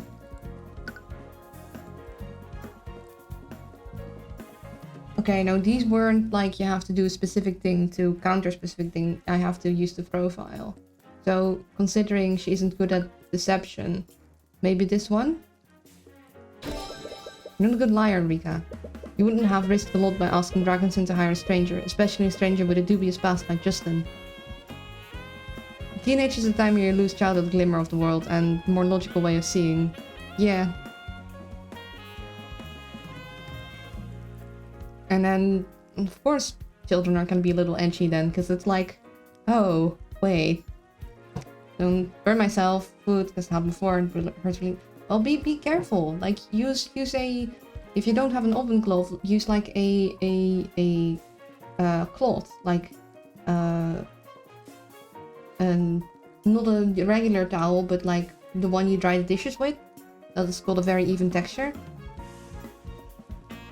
What if Justin fell back into his old ways? That wouldn't have surely brought about consequences in you and your business. You wouldn't take a risk like that unless you knew him well enough to trust him. Okay, fine, I guess we were friends. Like I said before, he was trying to leave his old life behind. Always kept his past a secret from me. He didn't like talking about the person he was back then. Becoming a teenager is also when you get a lot more responsibilities shoved upon you, which leads to burnout being, yeah. Suddenly the world is expecting a lot from you, and you also realizing that the world is kind of not that great. It's no wonder teenagers react like that, aside from the fact that you're also, like, suddenly getting hit by, like, at least for me, like, the awareness of how other people perceive you, like, the realization of I'm being perceived. For me, I felt very watched as a teen. Like, I felt like constantly people were watching me. Which made me very self-conscious. I want to forget about it, and I never brought it up. Sort of true. We knew each other for years before he told me about it. Uses against the claim that contradicts a piece of evidence. Claim that I displayed emotion. He also kept his past a secret from me. No, the emotion tracks. Sort of true. Through the eye. Through a piece of evidence. I think it's through the eye. I doubt that, Rika. In fact, I'm sure that you were friends for at least a few years. With a friendship that old, I'm sure he would have confided in you about his past. She knows that you couldn't have known. What? No, you need to stay focused. Rika, I don't know why you thought you had to lie about this, but I need to talk to Justin's former friends. Is that really necessary? And yet, even though I followed your advice, I just compared. Oh no! Make sure to cool the burn wound under, like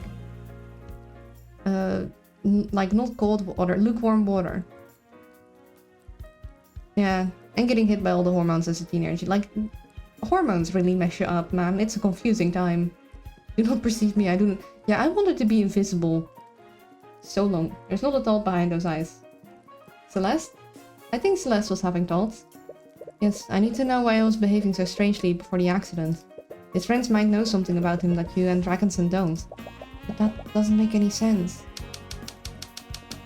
Wasn't anything strange about the way he was acting? I think you're just overthinking this, Darnell.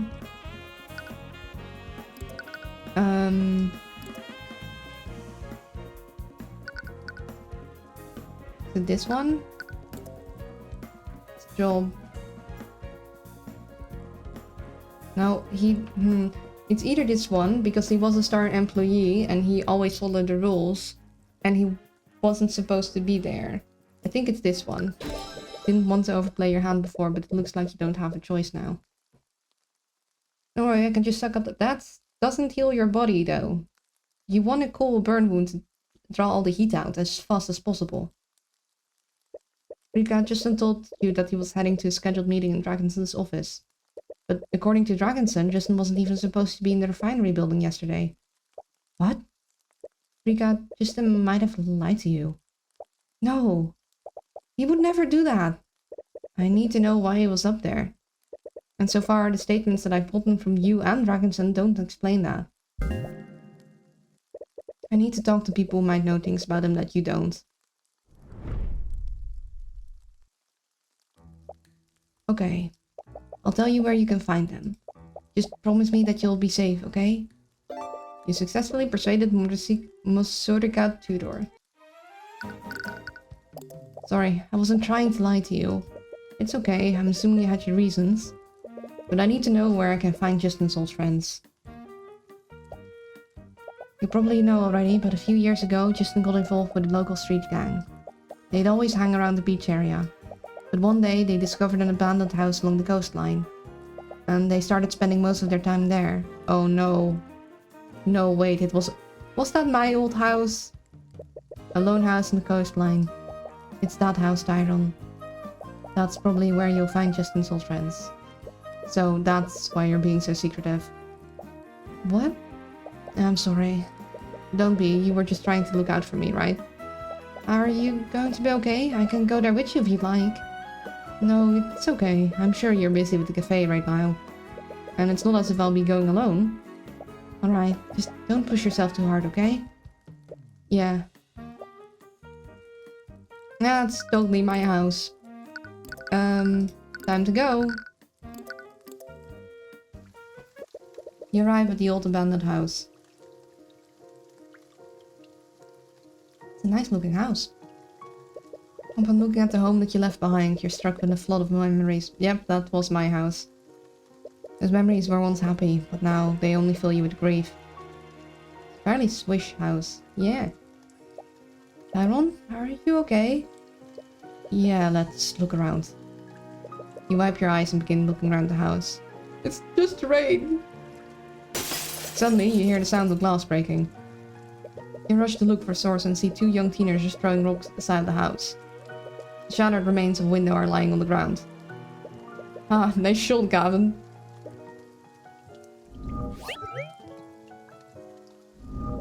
One of the teens, apparently named Gavin, notices you approaching. You've got company, Wyatt.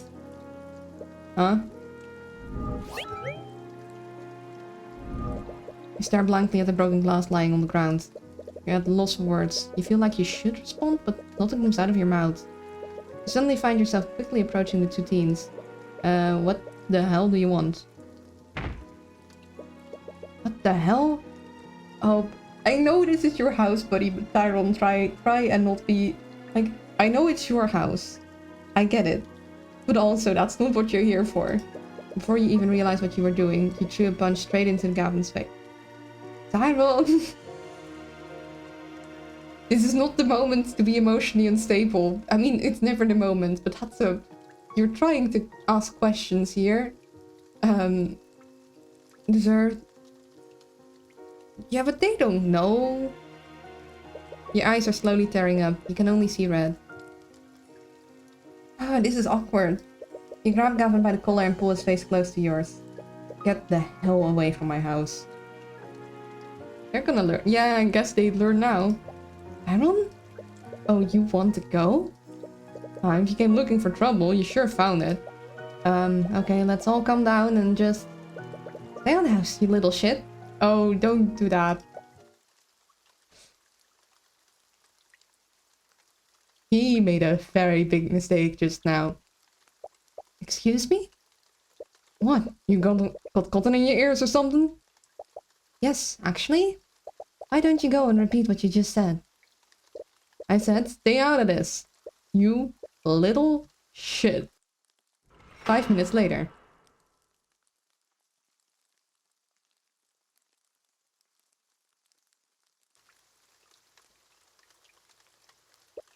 Celeste? Yes? I'm sorry for losing my temper back there.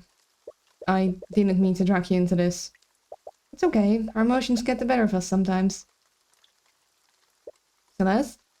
Yes? I think you might have overdone it a bit. He was never seen again. Nah. Celeste?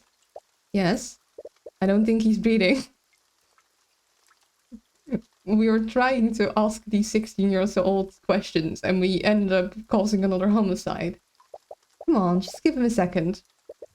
You suddenly hear the very bruised and broken form of Gavin sputtering and wheezing on the ground. We beat up a couple 16-year-olds. I don't think we're in the right here. It looks like he's finally regained consciousness. How long was he out? Prolonged consciousness is a sign of brain damage. Guys. Did you just... I don't know if I can stand behind this.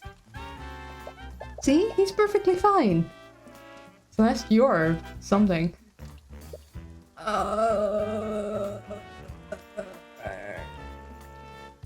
Problem is, you need the brain to get brain damage. Well, we need to know, like, stuff about Justin. If we beat them up beyond... Like, if we give them brain damage, we're not gonna get that. And also, the information received during the rest is also not very reliable.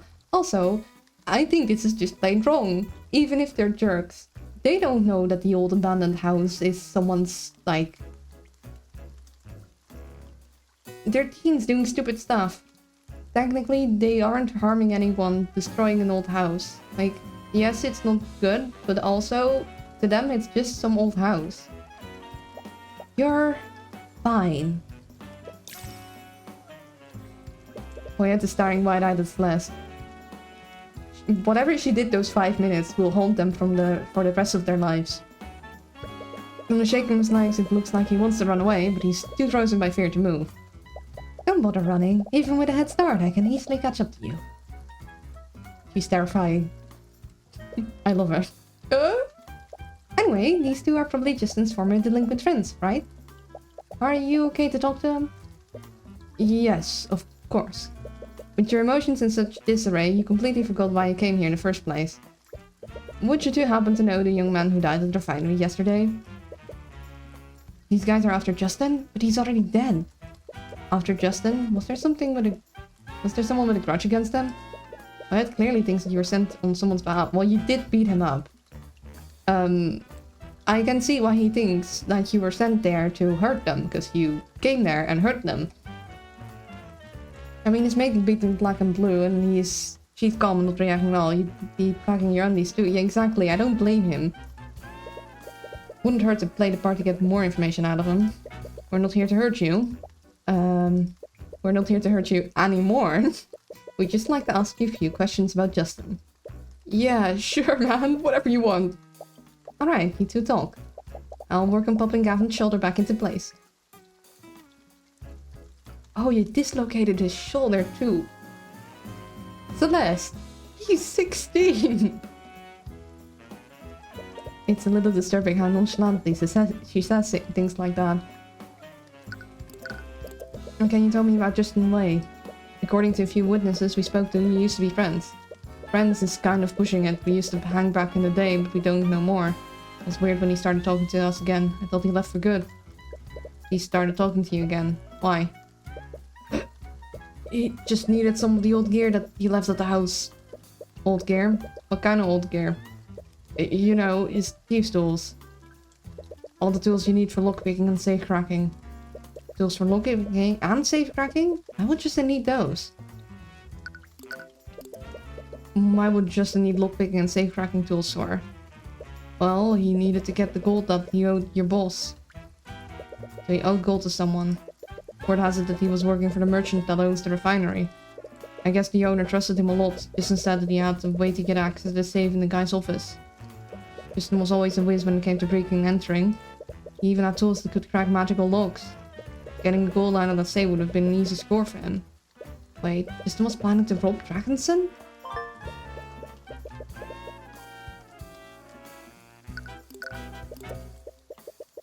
Wyatt apparently thinks you're sent on behalf of someone. And from what he said so far, Justin owed a non-trivial amount of gold to this person. This person was some kind of criminal. Could they have been the one who sabotaged the guardrail? Did Justin tell you who he owed his debt to? Nah man, he didn't say nothing. He might whack me too if I tell him the truth. But he does know. There's no point in playing dumb. Just tell us what he told you. Did he give you a name? Answer the question.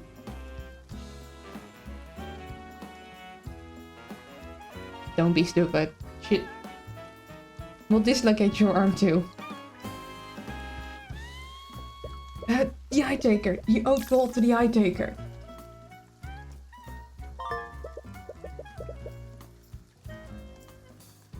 Huh.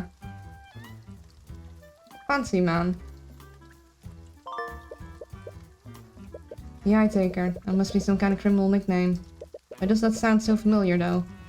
Either way, you need to find out who this Eye Taker is. Might be best to ask someone else.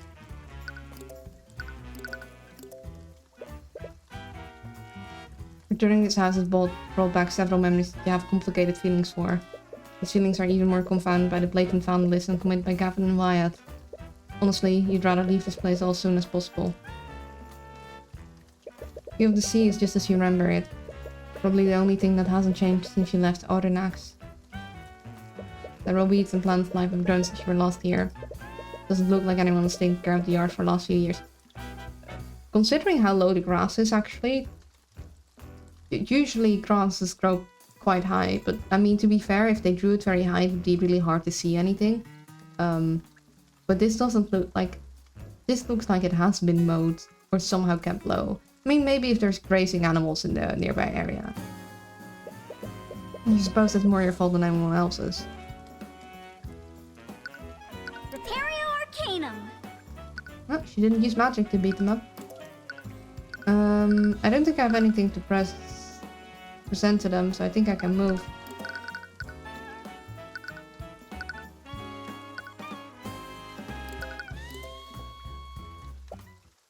Hey, Tyron? Yeah? Back at the house. What was that all about? I've never seen you get that angry before. And you said that it was your house. Yeah, it was my house. It was? Ever since we arrived in the city, haven't really been yourself. If you want to talk about it, I am fine, and I don't want to talk about it. I'm fine, and he said, whilst not being fine. You're not fine, I can see it on your face. Please, just talk to me. It's none of your business. Oh, damn, Tyron. That came out a lot louder than you wanted it to. Celeste, I'm sorry, I didn't mean to. He's fine, going. Well, yeah. Without a word, she quickly walks ahead of you. Tyron, dude, buddy. And I guess we should go back to the refinery. Hey, magic. Oh, more information first. Okay. Justin? What do you think about this? Okay. What do you... Oh, we don't have a profile for Justin. Okay, what do you think about Rika? Gave her the capital to open her cafe. After trying her food, I would be remiss not to. I'm aware of how difficult it is for a commodity mage to succeed in our society. I like him. I want to think that he's actually a good buddy.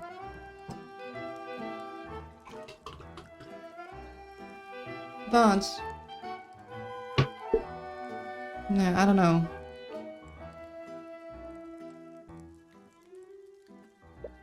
It's quite philanthropic of you. Well, many other businessmen would show reluctance in dealing with a mage. That makes them an untapped resource. Pragmatic might be a better word to describe Stefanik. Well, hey, at least he's helping them. I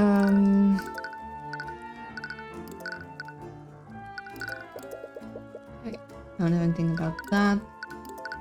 How about... nope.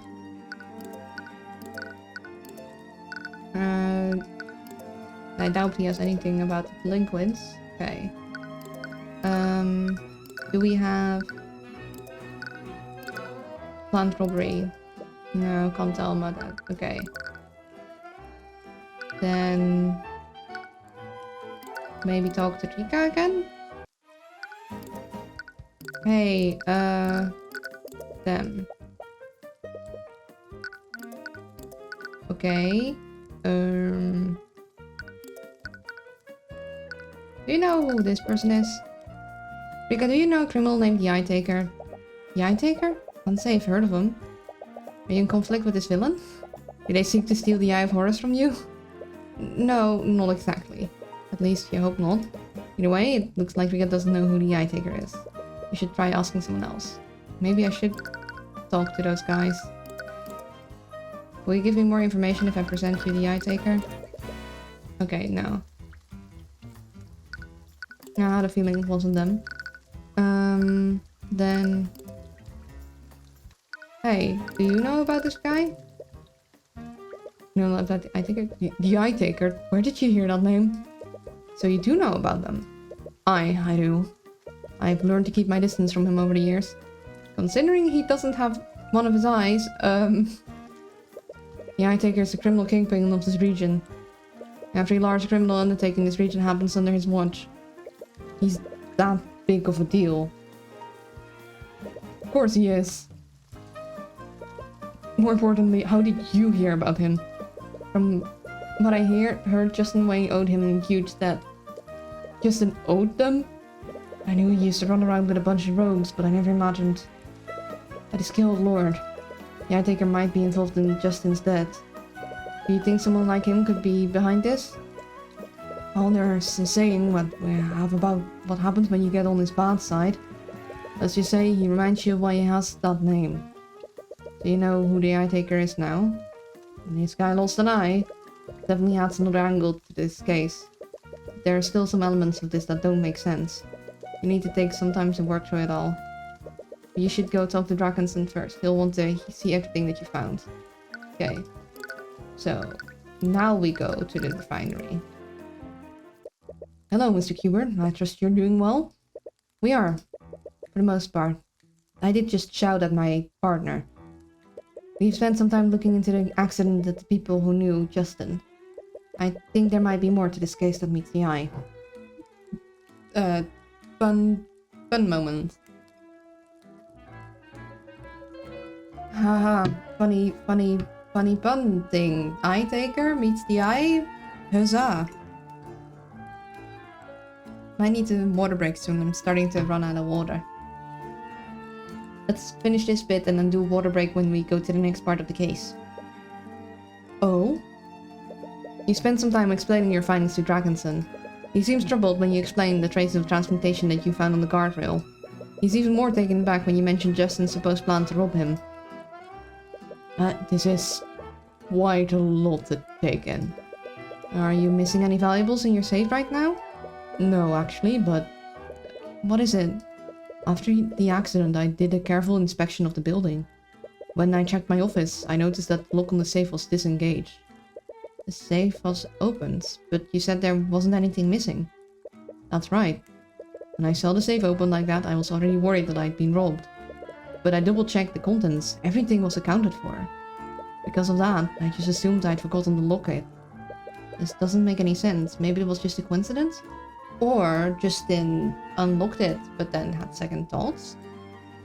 I might believe that if it weren't for where my office is located. What do you mean? The walkway that Justin fell from leads to my office. That is very odd placement of stuff.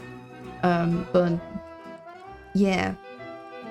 Like, that is a weird layout, but also that would... yeah, There's a window there that overlooks the refinery.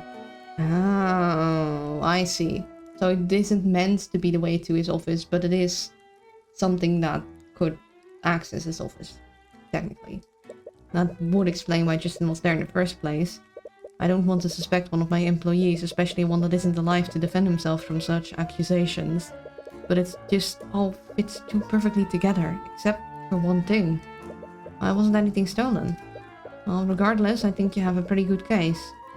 So does this mean you'll represent me? After what I've discovered, I won't just stand by and let Von Sanctus have his way.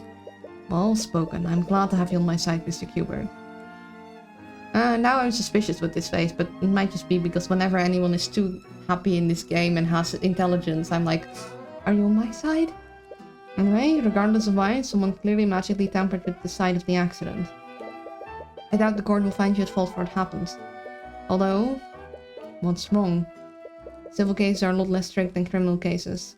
If you present evidence suggesting foul play using magic, they'll treat this exactly like our older cases. Yeah, they might stall the trial until they find out exactly what happened. For this accident, all we have to go on is witness accounts. Finding concrete evidence of what happened could very well be impossible. But the idea of hunting down the mage responsible sounds very tempting. Looks like you have your work cut out for you. I just hope things turn out okay in the end. And with Von Sanctus on the other side of this, who knows what might happen. It'd be best to keep your wits about you. I can't believe this. I have more important things to do than to resolve your petty squabbles for you. Yes, the missing ship of your betrothed. So it was the Crown Prince. Listen, the sooner you help me resolve this mess with Dragonson, the sooner you can return to being the Princess Lapdog. Excuse me? Also, you should know better than to say that to Steelwind of all people. That is to say, once I'm not preoccupied with this case, House von Sanctus can provide the resources that you and the Inquisition need. I suppose I don't have a choice, do I?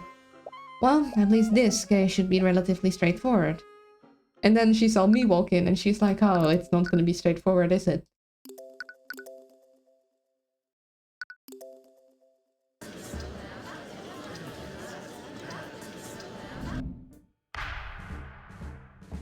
Court is now in session for the trial of Stefanic Dragonson. We're going to take a brief water break so I can refill my bottle. We don't do straight yet. Nope. Not at all. Yeah. A quick water break. I'll be back in 3 minutes. I'm gonna grab some water. I suggest you guys do the same. Stretch the leggies and stuffs. And then we'll continue with the case part. So, yeah. 1 moment. I'm back. Let's continue. I predict that this case is gonna be, well... It's gonna be very wonkily. The prosecution is ready, Your Honor. The defense is also ready. Very well, let's begin the proceedings. Prosecutor Steelwind, please list the charges. Defendant is charged with criminal negligence in the death of Justin Way. The death occurred at the Arcane refinery last night. Mr. Wayne was an employee of the Dragonson Trading Company, a company owned by the defendant. During working hours, the victim accidentally broke a poorly maintained safety drill and fell into a vat of corrosive chemicals. And now we have the Joker to deal with. Attempts to save his life failed, and his body almost fully dissolved. I see. What a gruesome end. The defendant displayed clear negligence in maintaining the refinery's facilities. As such, the responsibility for Mr. Wayne's death falls squarely upon his shoulders. To begin, the prosecution would like to call Noah Morrison to the stand. Witness, please state your name and occupation for the court. Yes, the name's Noah Morrison.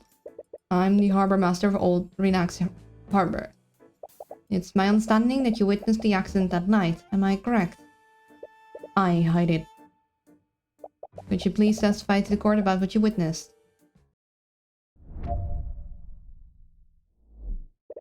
I was showing a visitor around the city, and for some reason, he really wanted to see the Ornax Arcane refinery. He was inspecting the machines there when suddenly Musuraka ran up to us. She was desperately trying to tell us something, but there was just too much noises. After a while, she just pointed to the walkway overlooking the refinery. That's when we saw someone fall into that cursed vat. There was a guardrail that should have prevented him from falling, but he broke through it as he fell. So there was a safety rail that should have protected the victim. Yes, however, upon close inspection, the city guard found that the rails were extremely rusted. They were clearly poorly maintained by the company. See, and this negligence is the basis for the prosecution's charges. Are you going to present the traces of transplantation that we found? I can't help but feel like there's something in Morrison's testimony that doesn't add up. Right now, those traces are the only defense we have against von Sanctus' accusations. Not the piece that I want to use just yet. And once you use that piece, who knows how the Dutch will react. Not much has changed with Morrison's testimony. However, you've collected a lot more evidence since you last spoke to him. Is there anything you found that contradicts his testimony? Let's just do our usual tactic of pressing, and then we'll present. This was the patron you mentioned before, am I correct, Morrison? Aye. Master seemed keen on keeping his identity hidden. I would probably be best to leave it at that. Yeah, let's not drag him into it. I don't think anyone here would appreciate that. Aside from being a mage, he hasn't given you much reason to suspect him. For now, the way the suit is drawn is so good. Are you referring to Musuraka Tudor, owner of the local cafe? Aye, for whatever reason, she was also there and witnessed the accident. Yes, we all are already well aware of that. which guess testimonies was lost in the details. She was probably more focused on saving Justin than taking in her surroundings. But are there any points where her testimony doesn't add up with Morrison's? Well, the fact that she saw him fall, and then they saw him fall, means that technically either two people fell or something doesn't add up in the timeline. It could have been that two people fell if the vat was so corrosive. And only one of them, like, wasn't fully corroded away. And this noise came from the machines in the refinery, I presume? The machines were loud as hell. I could barely hear myself think with that noise. There was no way I could hear young Mariska over all that. You mentioned that you saw someone fall into the vat. Did you not recognize the person? Well, I didn't know the lad personally. I was pretty far away. I couldn't get a good look at the person. Maybe you should keep a pin on that detail. Anyway, could you go into more detail about the moment you witnessed the accident? Of course. What did you want to know about?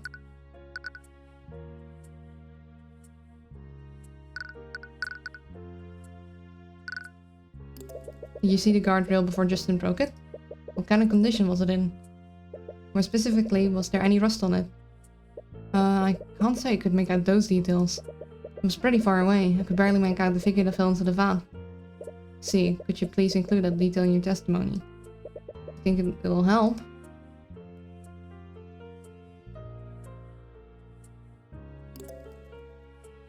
So I can change a part of the testimony.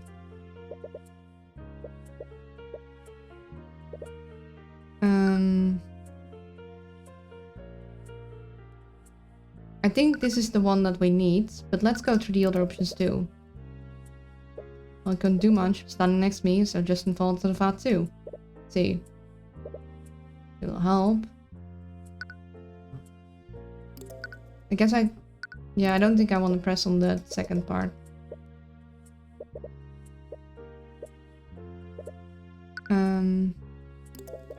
Look at doing. Told you. Pointed. Saw.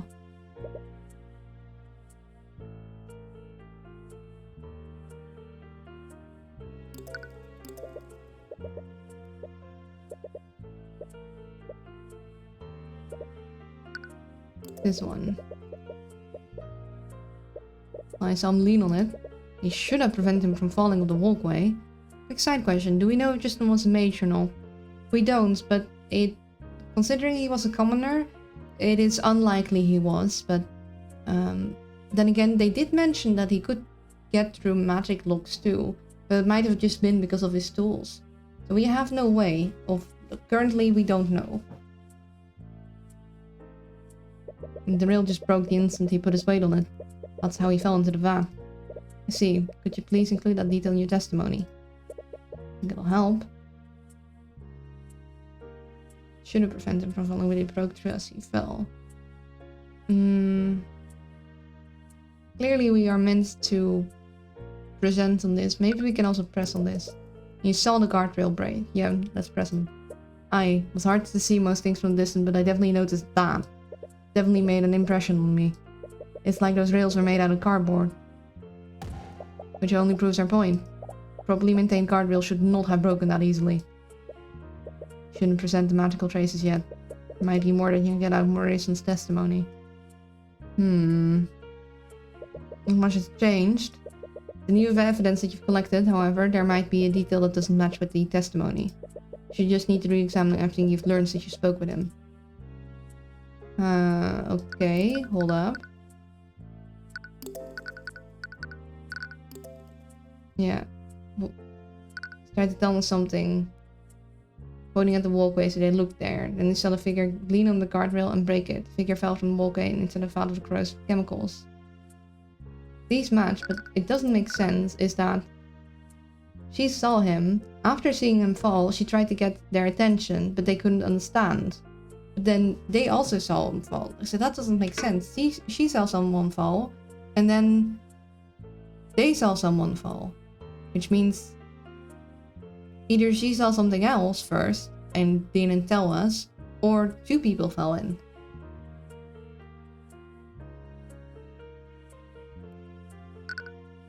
I shouldn't use this yet.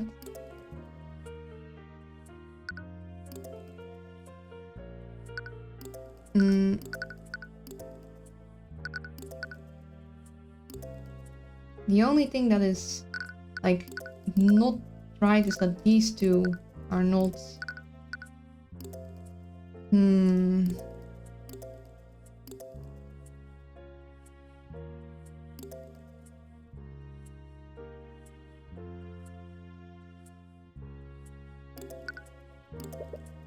Do I need to...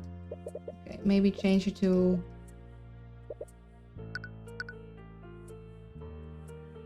Okay, we checked all the things now.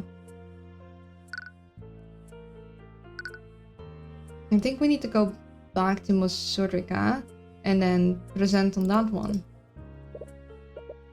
Pointed. That's how we saw it. And then press on this. Brought your attention. Wouldn't have seen him. That doesn't make sense. She also saw someone fall. So then we go here. And then present this. Objection! Wait, what? Witness, you said that you saw the victim fall into the vat. Did this happen before, during, or after Musirika tried to get your attention? It was definitely after. If it weren't for the commotion she made, I wouldn't have looked up there in the first place. It's just as you thought, but what does this mean? Morrison, I spoke with Musirika about what she saw. She said that she saw Justin fall off the walkway and then rushed to you for help. Aye, that sounds about right. No, Morrison, it actually doesn't. What do you mean? If Musirika saw Justin fall before she went to get help, then how did you see him fall after she came for your help? That's what I've been hung up this entire time. What? Morrison, Musirika came to you for help. This was in reaction to seeing Justin fall off the walkway. If that's true, then how could you have possibly seen Justin fall off this walkway again afterward? I have no idea. Mr. Kubert, you're disputing the witness testimony over a minor detail. It's entirely possible that Mr. Morrison and Mr. Tudor simply misremembered. I highly doubt that Morrison misremembered the order of what happened. His testimony matches up exactly with the testimony of his companion. Then Miss Tudor must be the one who's mistaken. I'm compelled to agree with Miss Steelwyn. These conflicting accounts seem extremely minor. The prosecution's case is based on a broken guardrail, and only 3 individuals witnessed Justin Wayne break said guardrail. The defense asserts that these 3 witness accounts must be consistent with each other.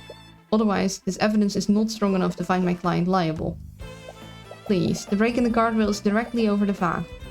That is enough physical evidence. It proves that the victim fell in because the railing broke. How we know the guardrail wasn't broken by some other event? That's ludicrous. You're clearly just playing devil's advocate. Schmack. I'll admit that I also find the defense's assertion dubious. However, I see no harm in allowing Miss Tudor to testify to what she saw. Rika saw a lot less than Morrison and Aster did, and her testimony was a lot less detailed. But the one detail she did remember was that she saw Justin fall off the walkway. Hopefully, her testimony might clear up what happened. Bailiff, please escort Miss Tudor to the witness stand. Witness, please state your name and occupation for the courtroom. This probably is Rika's first time testifying in the courtroom.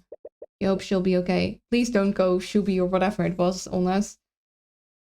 I'm back. I thought chef's kiss good, so now I'm just gonna hang out your stream. Glad you had good food. Oh no, she is going to do that. You're 19, you should be over this phase. Maybe it's because you're nervous. As if I need such introductions, but allow me to indulge y'all. Oh, this is painful. Oh lord, is she seriously doing that here? I am Musirika Tudor, Dark Lord of Arinax, High Archmage of Candemium, Flames, and Business Proprietor of Sweet Confections. Blah blah blah, minor detail blah. Steelwind, this isn't our first rodeo, it's always the small details. Steelwind just wants to go back to the missing ship thing, which is fair. You missed us starting the trial. I found out that there is a criminal overlord called the Eye Taker that our victim owed money to. And he was planning maybe to steal from the safe of the owner of the place that he was working for. And that was maybe why he was on the guardrail. I see. I was not aware we were in the presence of such a renowned individual. Not real. Wait, does he actually believe her? Your Honor, Monsieur Catudor is the owner of a local cafe in Arcane. But isn't she also a high archmage? I am. No, she really isn't. Tyrone, you're ruining my flow. Yeah, stop ruining her flow, Tyrone. You wouldn't say that your flow is the most disruptive. You wouldn't say that your flow is the most disrupted right now. Anyways, Miss Tudor, you were at the Aurinax refinery on the night of the accident. And you witnessed the moment that the victim fell off the walkway, am I correct? Yes, that's right. According to your statement, you ran up to Morrison after you saw Justin fall off the walkway. The problem is that there's a contradiction between both of your testimonies. There's a contradiction? Morrison testified that he didn't see the victim fall into the vat until after you approached him. That wouldn't make sense, though. You saw the victim fall off the walkway before you ran up to Morrison. Just gonna play some more Timber Caboulder games before going to bed, since it's very early for me. A little bit tired. Sleep more. Okay, take care. Morrison couldn't have possibly seen the victim fall again after that. Oh, I think I see what happened. You do? I think you're misunderstanding what I saw before. I misunderstood you? If that's true, could you please testify to the court exactly what happened? Please include every detail you can remember. Sure. I was at the refinery when I heard a strange sound from the walkway. If it was so loud, how did you do that? That's odd. When I looked to see what it was, I saw that Justin had tumbled over the guardrail. But he hadn't fallen into the vat yet. I saw him barely hanging onto the edge of the platform. But then how would they... That still doesn't make sense, because they wouldn't have seen him falling through the rail. So you can stay longer. It's okay. Just have fun. I didn't know how to get to the walkway from there, so I looked for help on the grounds and found Mr. Morrison. He must have seen Justin lose his grip of the ledge and fall into the vat after that. So the victim didn't immediately fall into the vat, he was hanging onto the edge of the walkway. But she went to the office? No, she went on the grounds. But that still doesn't make sense because they saw him lean on the railing and then fall through. That would explain how Mr. Morrison saw the victim fall into the vat after Miss Tudor saw him fall off the walkway. In any case, Mr. Hubert, you may begin your cross-examination. Now, there's still discrepancies there. What kind of sound did you hear? I'm not quite sure. If I had to guess, I'd say that it sounded like the sound of metal hitting metal. Metal hitting metal. The refining walkway is made out of metal, so perhaps the sound she heard was something metallic colliding with the walkway. Did something shake the walkway and make Justin lose his balance? So this was the moment you saw Justin fall off the walkway? Yeah. And you said that he fell over the guardrail. I did, but I'm not sure how it happened. I think something caused him to lose his balance. He tumbled over the guardrail and fell right off the walkway. Interesting. But that still doesn't explain why Morrison saw him fall after you ran to him for help. Well, I did see Justin fall from the walkway. Then he hadn't fallen into the vat yet. He was hanging on the ledge. Was there anyone around to help him back up? I didn't see anyone around, but I really wasn't paying attention to that. It was just focused on saving him before he fell. I assumed that if anyone was nearby, they'd immediately try to help him. And did you see another individual with him? Yeah, I did. I tried to explain to him and his friend what was going on, but they couldn't hear me over the machines. That does match with the testimonies that he and Aster gave you. You also see this moment? No, I didn't. I was so busy trying to talk to Mr. Morrison that I didn't see it. I didn't even know what had happened until after they shut down the machines. If only Rika had seen the moment that Justin fell off too. You would have been able to compare her statement with the ones that you got from Morrison and Aster. You'll just need to focus on the other parts of the testimony. Still doesn't make sense, because if he fell over, then how did he fall through after? Looking back at it, I should have asked her for more details. I was so focused on matching the details of Morrison and Aster, I didn't probe her further. Objection, the owl No, I'm not. Objection overruled. Also, hi, welcome to the stream. I hope your day is going well. Now that we have a full testimony of what she saw happen, you can compare it with what Morrison and Aster saw. Still isn't adding up, so... Thing is, she couldn't have heard a strange sound from the walkway, could she? Because it was so loud. I don't have anything specifically about the noise, though.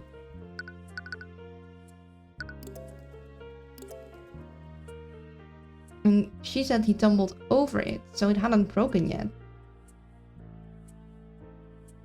It's been nice so far. The weather has been extremely nice. Sweet. So, new Factor game releases on yesterday. Oh no. I have 5 hours in it. What is it called?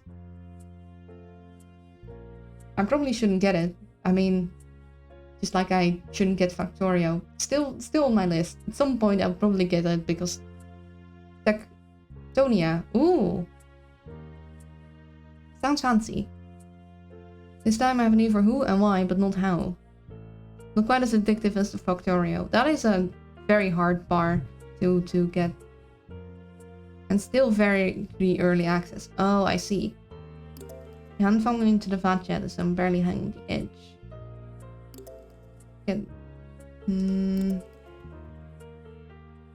See, this doesn't...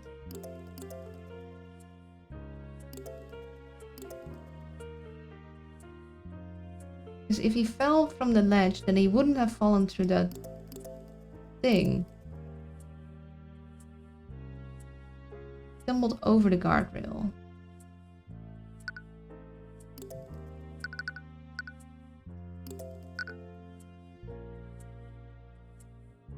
Lean on the guardrail and break it, so that doesn't...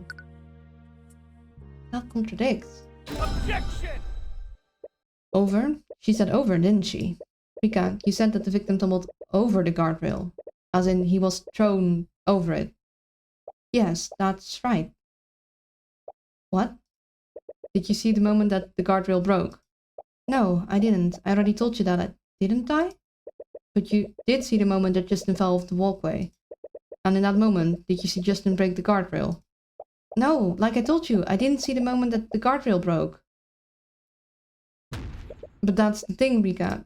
According to Morrison, Justin Wayne broke the guardrail as he fell into the vat. More specifically, he said that Justin was standing on the walkway when this happened. What?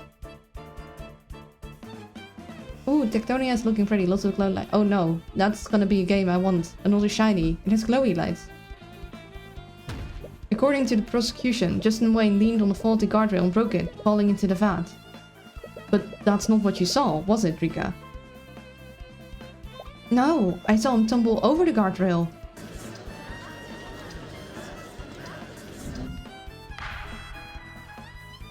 I'm afraid I don't see the importance of this, Mr. Kubert. Are you accusing the witness of perjury? There's definitely something going on here, but what? Surika is a mage, and you don't want to suspect her. But you need to consider every possibility. What is happening here? They're both telling the truth. They're both telling the truth, you guess. But how does that make sense? Okay, think through this. If we assume that Rika and Morrison are telling the truth, you need to remember the exact order of events. First, Rika saw Justin go up the walkway. When I looked to see what it was, I saw that Justin had tumbled over the guardrail. He hadn't fallen into the vat yet. I saw him barely hang onto the edge of the platform. She saw Justin fall over the guardrail and off to the walkway. Justin was able to grab onto the walkway ledge. That's when Surika went to look for help. That's when she ran into Morrison and asked her.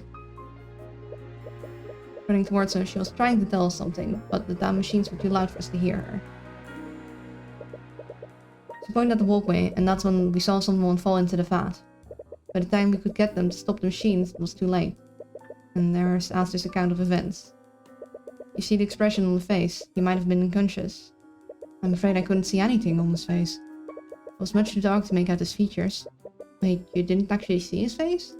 How did you know it was actually him that fell in? Well, who else could it have been? So it might have been two people. That one detail of their testimonies never sat right with you. You dismissed her suspicions. They found Justin's body in the vat after all. You know for a fact that he fell into that vat.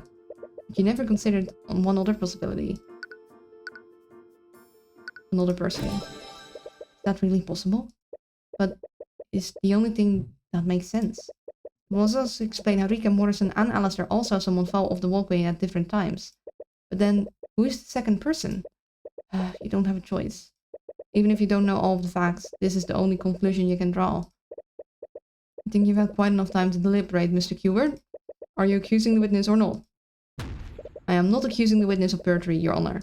Both Miss Tudor and Mr. Morrison's testimonies appear to contradict each other, but they are both telling the truth.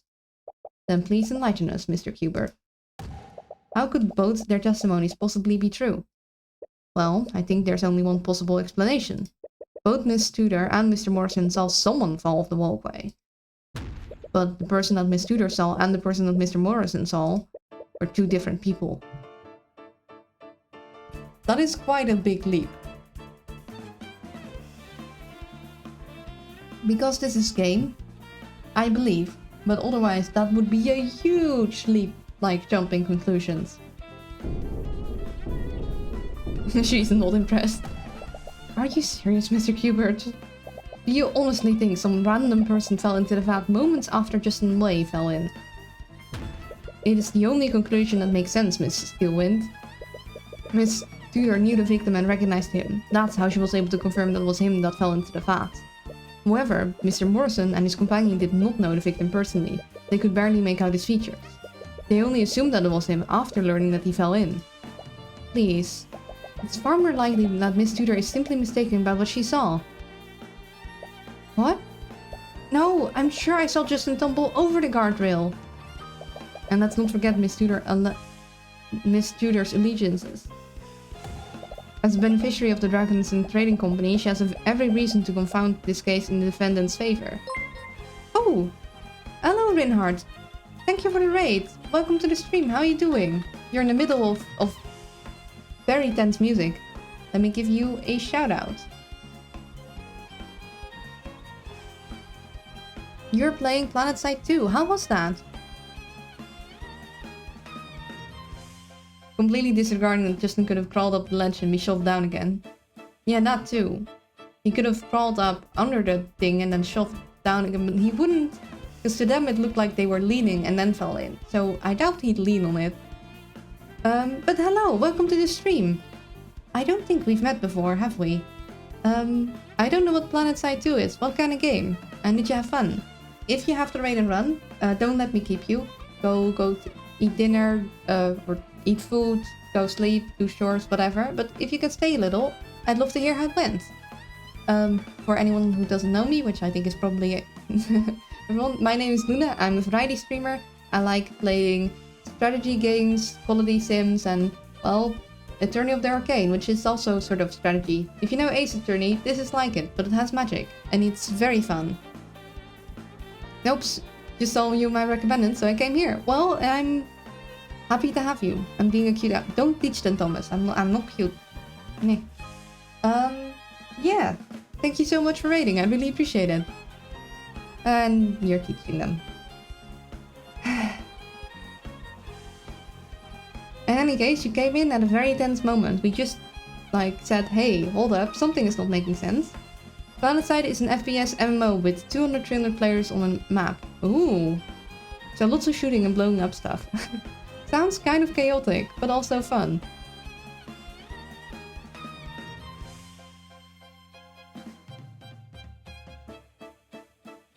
So she's like, no, but she have reason to lie. That's not... Whisper, whisper. Whisper, whisper. That's enough. This is a civil case, Mr. Kubert, not some murder mystery for you to throw theories towards. This was clearly an accident. It looks like you don't have a choice. You're going to have to use your trump card. You have one piece of evidence that implies that this wasn't a civil accident.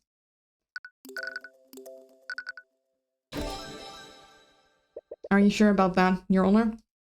What? Justin Way's death was reported as an unfortunate accident. As a result, the city guard put minimal resources into their investigation. Come on, we are in the murder mystery, Mr. Judge. Yeah, don't you know, the moment both me and Miss Steelwind are on the case, you know it's a murder mystery. It's just the laws of the universe.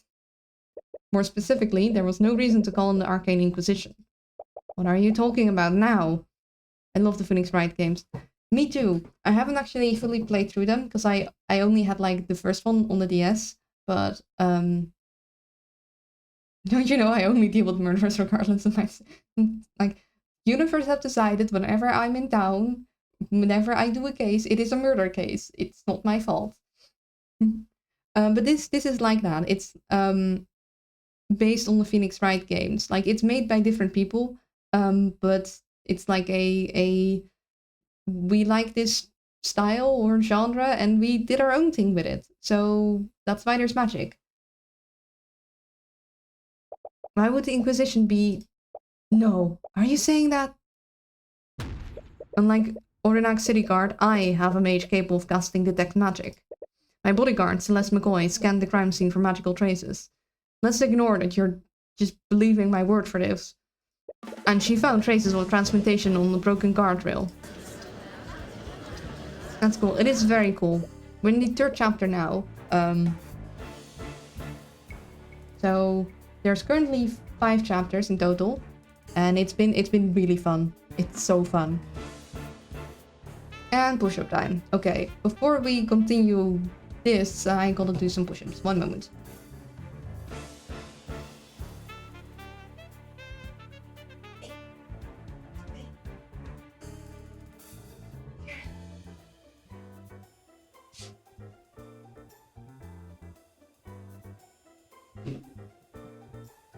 Okay, there we are. Push-ups done. And let's go. But that would make this a potential homicide, Your Honor. I'm here, of course it is. This is ridiculous. Now my wish list for later. Yes, highly recommended. It's so fun. Oh, one little warning. If you stream it, we recently find out in the case before this one, the Walking Dead case, the game will... The health check already includes the stretch, the posture, and the hydration, holy and evil.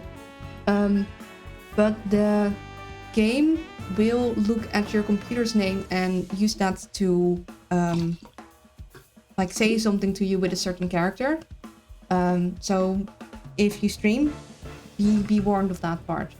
For me, my computer name is just called admin, so it used that, so I will save. But just in case, it's good to know. On the check, so we take a sip of water and then we take another sip of water for the hydration check.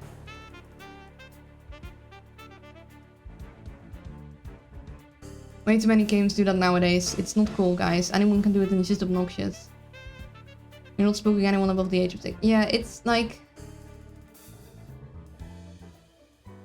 Yes, it is fourth wall breaking, but also, especially in the day and age of streamers, and just in general, it's like... What if that had been my offline name?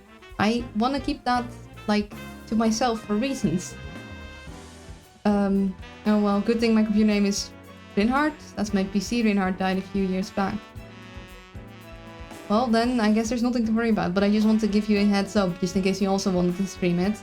Yeah, I wish it was just, like, somehow notified somewhere. There was a streamer mode. Like, yes, kind of, like, would clue you in and that it'll happen, but it's just... You're not going to actually surprise anyone with it anymore because of how overused it is. And again, let's do the rest of the things. So let's do a stretch check and look away for 10 seconds. 10, 9, 8, 7, 6, 5, 4, 3, 2, 1. And posture check. Thank you. Yeah, no worries. I don't know. That's the kind of stuff I like to know about games. Yeah, it's kind of lame. Like a horror game from a few months ago takes control of your webcam and takes a screenshot to impose a monster behind you. It doesn't tell you it's going to do that, so... Yeah, that is the kind of game that would be dangerous to play on stream for me, because I'm not showing my face for reasons. I like my privacy. And... Oh, that... Honestly, that wouldn't have been an issue for a very long time, because I didn't have a webcam, but I do have one now. I need to get that webcam little thingy on top. The little... I haven't placed it yet, but the thing that makes you hide the camera. I gotta get on to that. It's highly invasive and should be mandatory to state very obviously in the game description. Yeah, like... It's not worth the spooks. Some people don't, like... There are many reasons why you don't want that happening. Yeah, let's just continue with the game. That's... My webcam is hooked up to the laptop because my model was lagging to PC, so it can't happen at this point for me. Yeah. Just reminds me I need to get the little safety thingy on my webcam stand, because it's like not built in. I gotta like put it on. Haven't gotten around to it yet. Accident took place within an Arcane refinery. Those traces could have easily come from the purification process. Got disclaimers left and right for flashing lights and disturbing content and stuff in a horror game. What? But no disclaimers for the snooping trash. Yeah, I feel like we should have disclaimers for the snooping stuff. Like... I don't know. Just knowing what you're getting signed up for. It's good. Miss Steelwind, these trays were found only on the guardrails that Justin broke. We didn't find them anywhere else. We can't be certain of what happened. But it is clear that the mage used magic near the scene of the accident. Foul play may have been involved. So my theory of another person falling into the vat is entirely possible. My client is not at fault for the guardrail breaking. Considering this shocking revelation, there is still much we do not know about Justin while he's dead. With that said, I have no choice but to suspend the trial for Von Sanctus versus Dracoson. I had a feeling that this would happen. Just like the other cases, the court won't pass a verdict unless a culprit is found. Because... it is the corrupt system. At least the lore in the game. The court will give the Arcane Inquisition time to investigate the scene and the supposed magical traces. We will resume the trial in 2 days' time. Court is adjourned. To be fair, it is logical they want to check out the magical traces too. Because the common magic bad, yep. And also because... yeah, reason. Mostly in indie games that do that stuff. I feel an AA company would get in a lot of trouble and probably sued for doing that. Yeah. Thank you for the follow, I really appreciate it.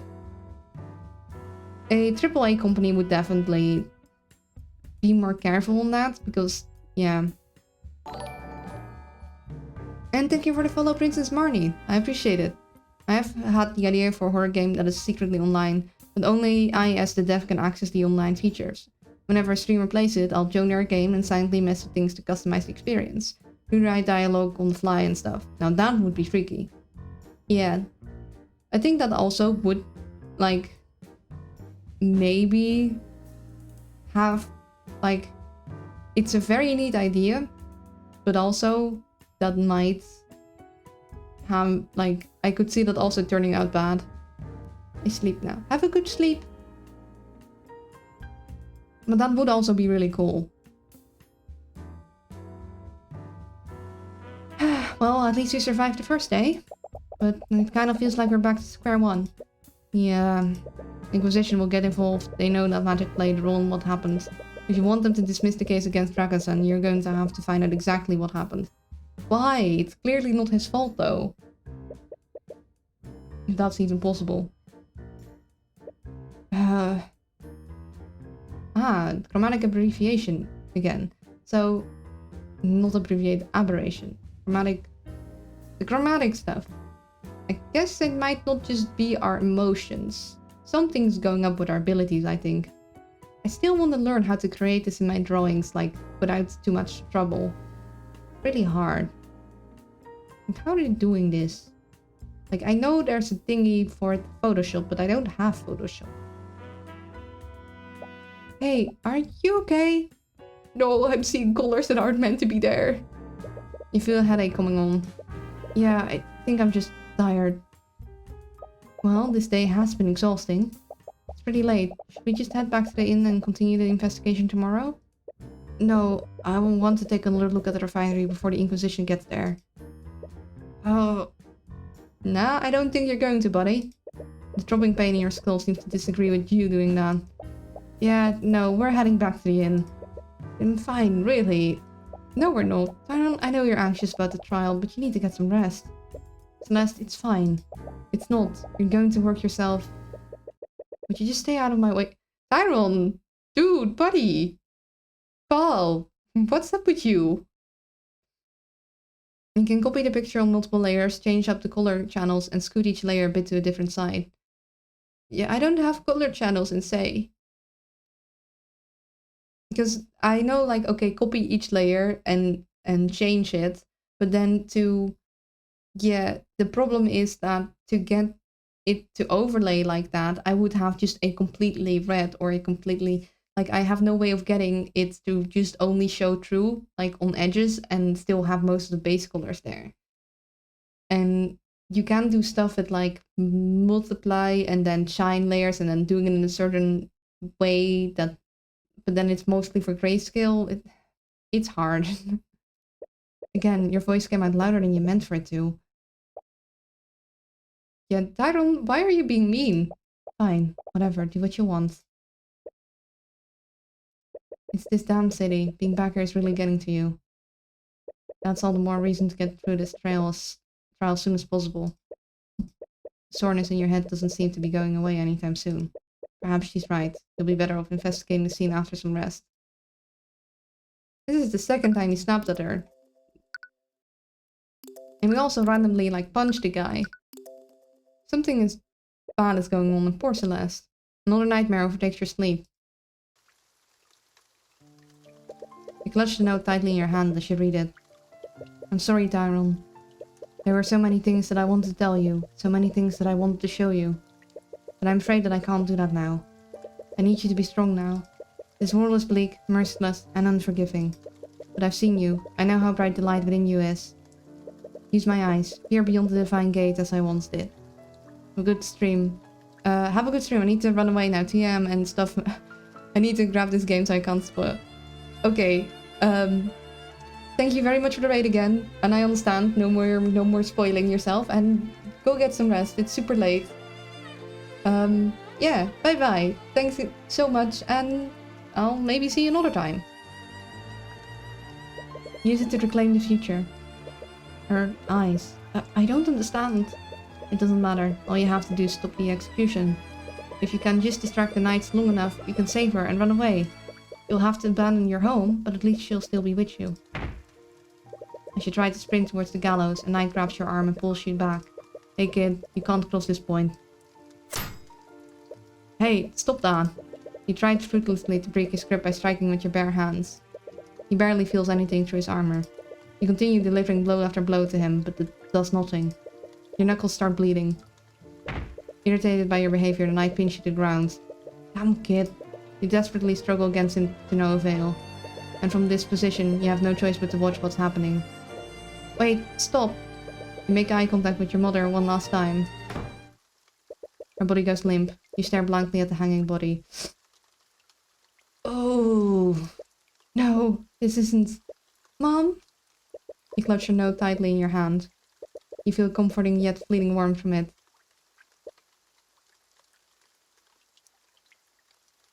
I don't think I can read this out loud.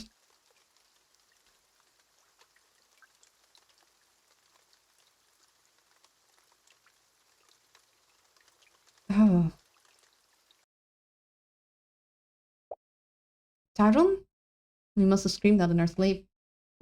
Celeste? You snap back awake. It was another nightmare. You notice that tears are streaming down your face. You quickly try to bring up your sleeve to wipe them away. But you realize that Celeste is firmly gripping your hand. What? Why are you...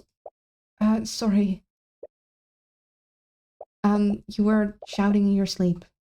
But you seemed to calm down a little whenever I held your hand. Oh, that was the warmth he felt. Oh. So I've been doing that. Oh no, Tyrone hugs for Tyrone. Yeah, poor Tyrone, like...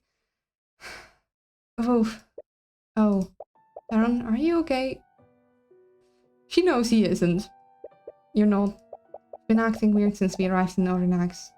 It's nothing. No, it's not nothing. And she knows it's not nothing. Don't try and lie to her. It's not nothing. Does it have something to do with your mom? For the past 2 nights, you've been calling out for her in your sleep. Please, just talk to me. I'm your friend, aren't I? You never even realized it. You didn't have many people in your life after you left Orinax. You only had Miss Demora, and she never wanted to talk about what happened. He should have gotten a therapist. He literally saw his mom die, and even if he hadn't seen it, his mom died. And Celeste, she's been there since you started your career. Of course she's your friend. It all happened a long time ago. We lived here together in that old house. My mom was a merchant and a mage. Your mother was a mage? But I guess the gift of magic skipped my generation. I could never use it. About 10 years ago, my mother's business partner was found murdered. And they found traces of magic at the crime scene. They thought that your mom did it. Miss Demora was my mother's defense attorney for the trial. She did everything she could to get her acquitted, but she could never find the real culprit. They found her guilty of first-degree murder. I tried to stop her execution, but... Her voice starts breaking. Tyrone... I'm sorry, Celeste. What? Coming back here has brought back so many memories. I thought that I'd already moved on from what happened. If I could just keep saving people as an attorney, then maybe I could put all of this behind me. But I'm back in Orinax, and those feelings are still so fresh in my mind. It's like I'm still the same powerless child from 10 years ago. Dang, did I miss the rest of the case? I went to AFK to eat dinner, do this. Well, we're not done with the case, but you did miss Tyrone's backstory. So he saw his mom die. She was accused of murdering her business partner with magic because she also was a mage, but he doesn't have magic. He saw them hang her. He witnessed that as a 10-year-old child. I know this is not a good time, but do you realize there's an I in his name, right? Oh yeah, Tyrion. But it sounds weird to say it like that. I haven't... Like, they have really weird names and my brain cannot pronounce them. I guess Tyrion... I'll try. Thanks. I have been saying it wrong. It's more like Tyrion. T? Tyrion. I know that I've been taking that out on you. It's hard to dive out. I mean, the factory owner had a genus name as well. The names in this game just don't like me. I'm not good with names. They all have weird pronunciations. Well, more like my brain can't compute. I'm really sorry. Don't be. I get it. I know what it's like to lose someone like that. She does, doesn't she? When my dad was murdered, you were there for me. Funny pronunciation is part of your charm. Yeah, I guess just mispronouncing names is kind of what I do. I'd have pronounced the Y more like a U, but that's just German brain. Honestly, I don't know what state my brain is. Like, I'm not saying it English, I'm not saying it Dutch, I'm just saying it somewhere in the middle. If it weren't for you, I would have still believed that he died hating me. Celeste slowly clasps your hands within hers again. It feels warm and comforting. Has this been the warmth you've been feeling for the last few nights? So, just let me be here for you. Aww. You can feel yourself dozing off. You have to snap yourself back awake. Sorry, the last few days have been a little tiring. It's okay, just focus on falling asleep. I'll stay with you for as long as you need me to. Jesus, sweetheart. In fairness, for the longest time I said Atronak as Atranch. I'm sure I missed the entire syllable. It just happens. Yawn. I can't yawn on command, I don't think. I'm also feeling pretty tired though. I'll just rest my eyes a bit. Aw, they're falling asleep next to each other, that's cute. For the first time since you arrived in Orinax, you finally receive a good night's rest. You wake up the next morning feeling well rested. You feel almost a little too rested. You overslept. You feel really reluctant to leave the comfort of your bed. Celeste, are you there? Still asleep, yes. Your hand feels warm. Oh, cute. Also very pretty light. Very pretty drawing. Like, that is pretty. They do really well with like shading all the white. It's really hard. I mean, in the Monster Hunter community, there's a swaths of people who pronounce um Betelgeuse like bagel with a Z goose when apparently Betelgeuse.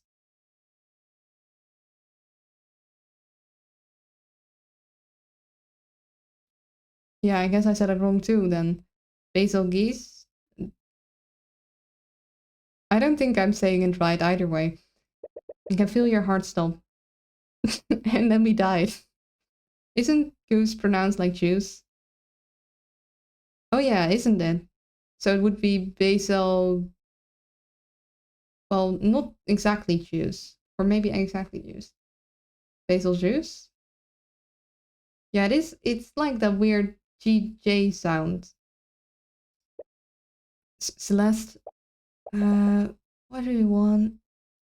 Her eyes slowly open. She wakes from her equally restful sleep. She drowsily scans her surroundings. Oh, oops. No. You both dart out of the bed. Like Beetlejuice, just basil juice, I guess. Yeah. So you seem to be doing better. You're okay, right? Yeah, thank you for last night. For praising. They have special music. Game, did you really need to pull out the saxophone here? Celeste is adorable. It's a rat bastard monster, so pronounce it as wrong as you like. They actually thought that there was only one that they did. Except technically there was... No, she's been sleeping on the ground. The basketball knife. There was only one then. Hello? Are you there, Mr. Cubert? Ah, never mind then.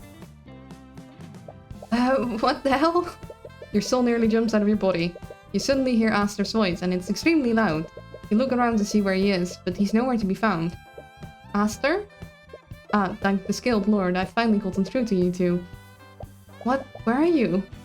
I'm using a spell to speak with you right now. You know, because of the mage thing. I apologize for contacting you in this manner, but I was worried that something had happened to you two. They slept for an entire day. Right, of course. Also, hello, Luna. I'm not cute, but hello. Thank you. Welcome to the stream. Anyways, what do you want at this time of day? This time of day? Mr. Cubert, it's 3 PM in the afternoon. I knew they overslept, but damn that, they really overslept. It's not a bit. What? And everyone loses their mind. It's 3 PM, that's not a bit. 3 PM? You missed the entire morning. Yes, and a bit of the afternoon. Objection, you're very cute. Nah, I'm not. Overruled. I hope everything's okay. Did something happen? You slept. No, everything's okay. Oh no, that's me. No, everything's okay. Anyways, if it's already this late, we should head over to the refinery. Yes, the investigation. Both of them were a bit tired after last night. Yeah, after the past couple days. So, I guess they don't have alarm clocks.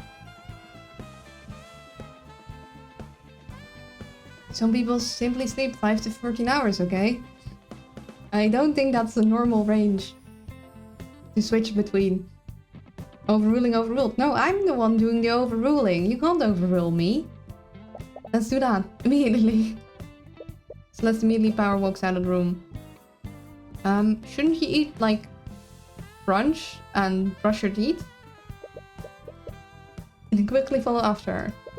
If you're heading to the refinery, do you mind if I meet with you too? There's something that I'd like to ask you. Sure. Wonderful. I'll see you at the town square. No food for us.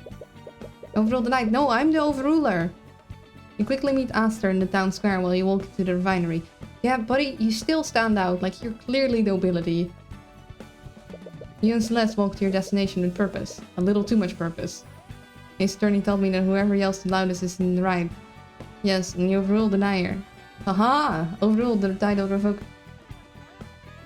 I'm the judge here. I can't be overruled. I'm not cute.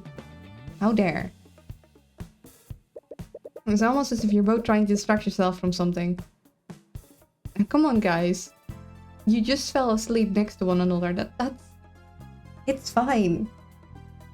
Overall the night. Watch me. Overall. No, that's not how it works. Every time you make eye contact with Celeste, she quickly glances away. We still have the music.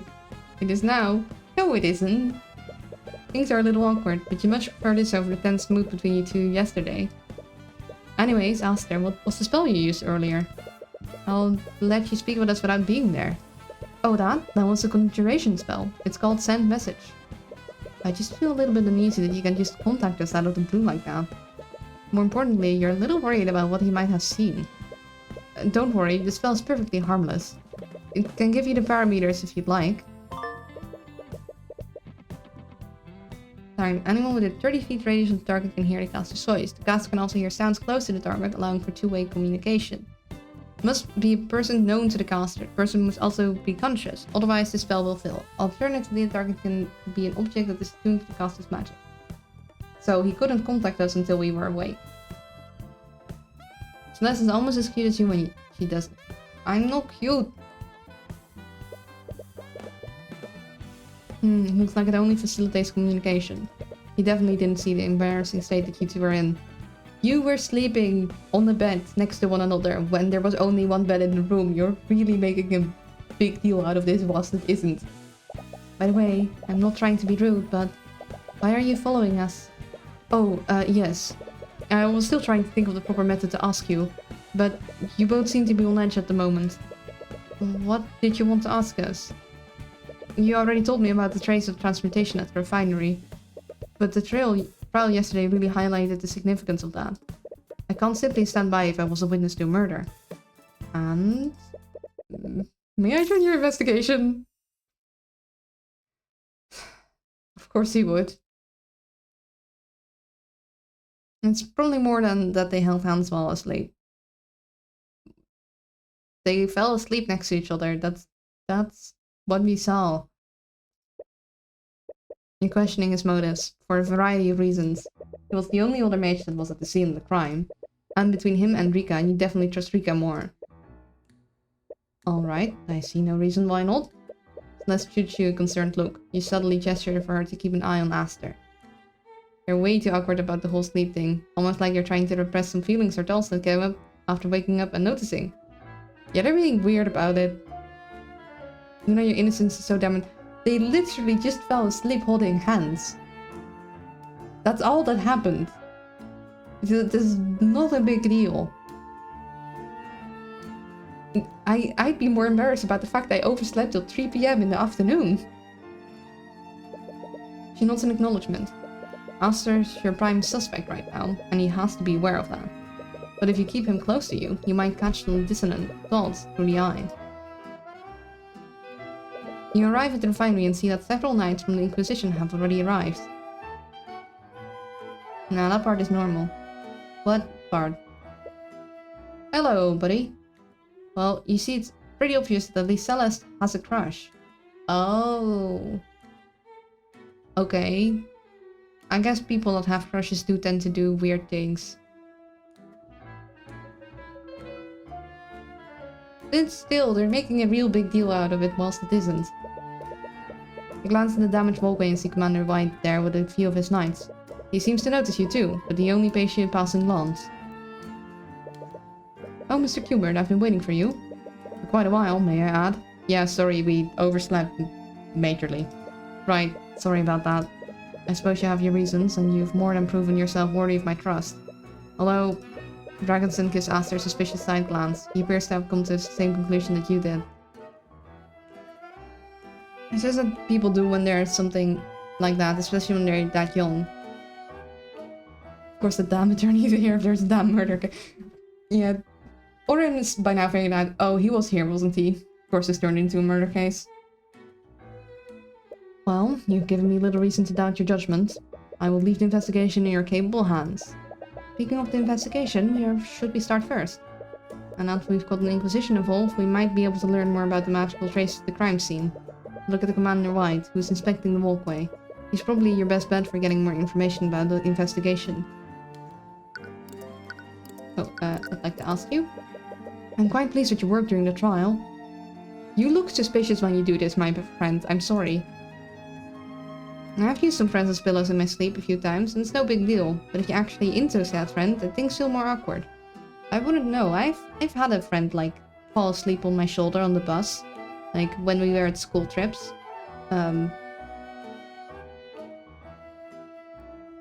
He was very soft.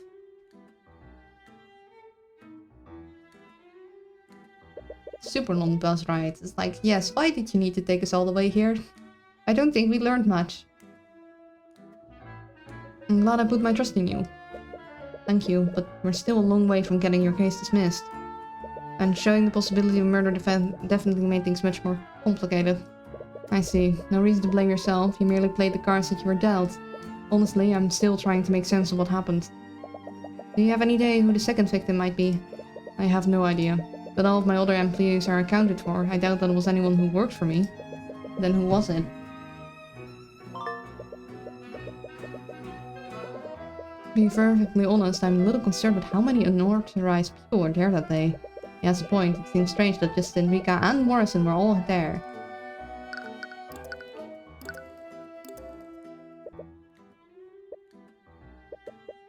They might have even dissolved 2 bodies. Imperio Arcanum. Art fishery.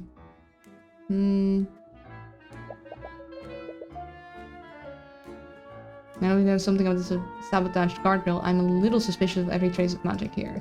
This refines magical material, so a trace of magic on it is to be expected. But the shape of the trace is strange, isn't it? Yeah.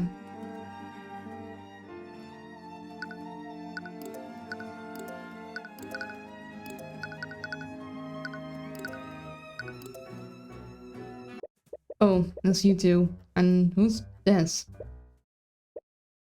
Wait, the hell? He knows.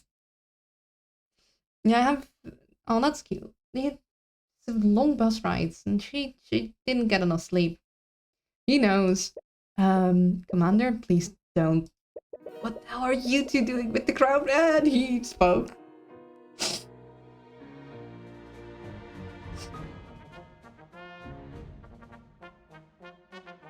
You should have just shushed my guy. I mean, I figured it out a while ago that it must be him. It was pretty obvious. Dying dogs. I mean, the fact he was wearing something like a crown and he was very high royal looking, it's like... He wasn't exactly being... stealthy about it. What? It appears that my cover has been blown, as they say. Did he just say that you're the crown prince? Yes, my full name is Aster the Wyverngard. Or heir to the throne of Wyverngard. Wait, hold up, the heir to the throne is a huge fan of us. Huh. Wait, he's a huge fan of the... You know we, go to court against your betrothed, right? Some time. Well, at least he doesn't seem to be a jerk. This entire time, you've been speaking to the heir of the throne. You've made it. Highlight becoming. Occupation, prince. I was hoping that it wouldn't come to this. Oh, sorry, your, majesty. He's like, flip, no. I messed up. Undo. Please, none of that. I would much prefer if y'all continue to call me Aster. We're pushing. Jump, son. When a name has a number in it like this case, they'd be forever to ask the numbers. In this case, it'd be Aster Wyverngard the Fort. Didn't I say the fort?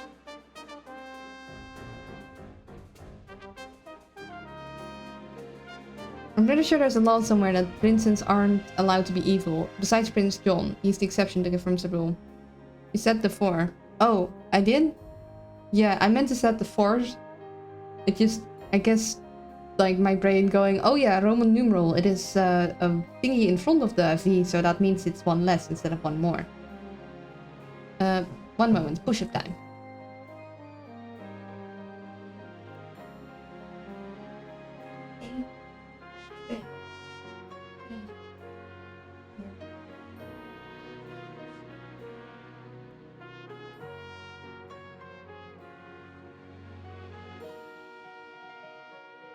I'm back. Oh no, my Victoria experience is kicking in. How is that an oh no? Is it an oh no as in, oh no, I'm breaking the game? Or oh no, I'm going to get addicted? Or... yeah, the fact that he was wearing a headpiece that looks suspiciously like a circlet.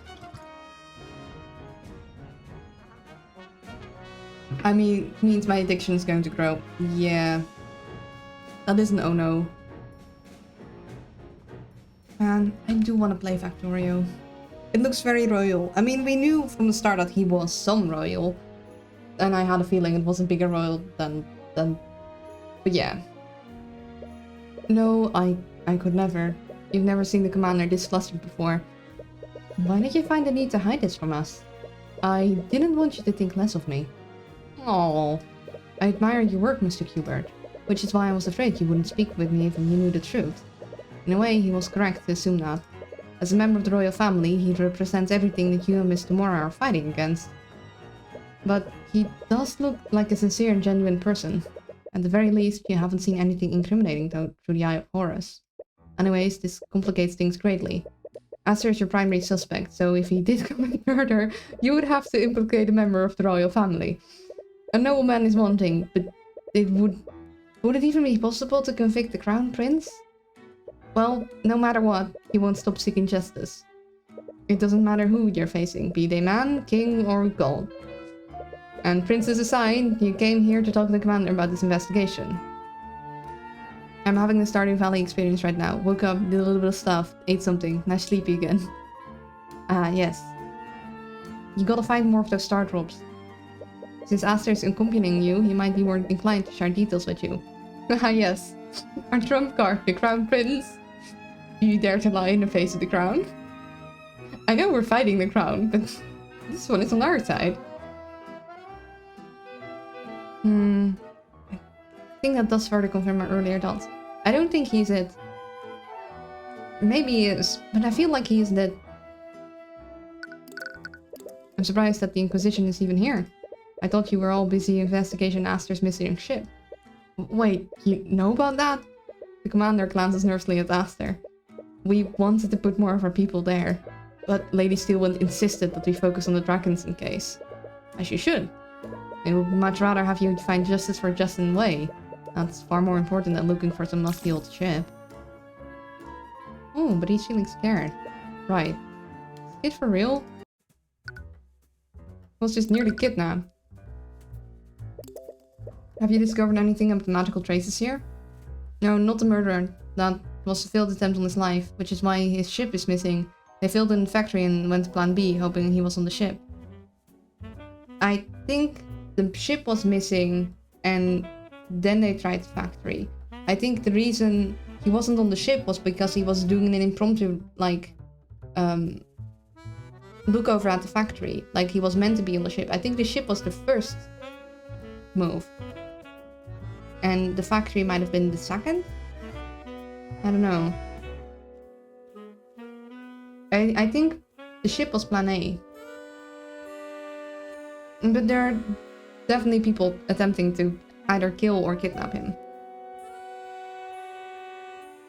We did take a look at it, and it's definitely suspicious. The only rails with magical traces on them are these, and the fact that we can still see them means that they were left within the last 48 hours. It's looking pretty likely that someone used transmutation on these rails that night. Still doesn't make sense though. Why would someone weaken these rails specifically? I have no idea, I'm just as confused as you are.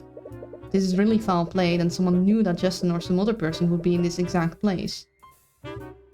Wait, the ship disappeared before the accident. Yeah, that's the reason. I think we aren't sure. So the reason the entire town got blocked off is because the ship disappeared. Not because of the accident. They didn't know yet. So the big ship disappeared. And that same night, I assume the accident took place. Or the ship disappeared earlier in the day. But yeah, the reason that they had such a big response was because of the ship disappearing. And that's also why whatchamacall, Haven, the ship guy, I'm forgetting his name right now, I'm drawing a blank, was here with Aster to show him around because he couldn't do anything because the ship disappeared. So it would have happened before the murder. Belt spaghetti. Belt spaghetti? Oh, belt spaghetti. I know, it took me a moment and now I know what you mean. Conveyor belt. Has the Inquisition found any evidence to prove my theory? You mean about the second person falling into the vat? Sorry kid, but it ain't that simple. The body of that Justin fella sorta dissolved. That's quite gruesome. They allow for belts over other belts. The spaghetti shall grow. Ooh. Makes it easy to it makes it easier to get things where they need to go, but it will also get disorganized quick. If another person had fallen in, their body would have dissolved too. But we could only find some bone fragments, blood, and a lot of metallic shards. Oh. Wait a second, what if the other thing that fell in was a arcane construct?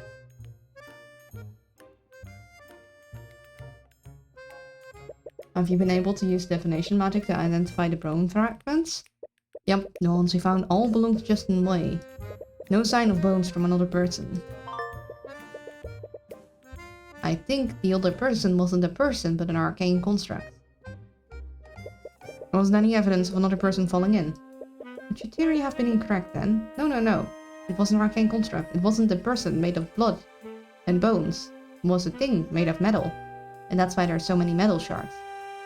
Are you sure that you and Morrison saw a person fall into the vat, Aster? Not again, surely.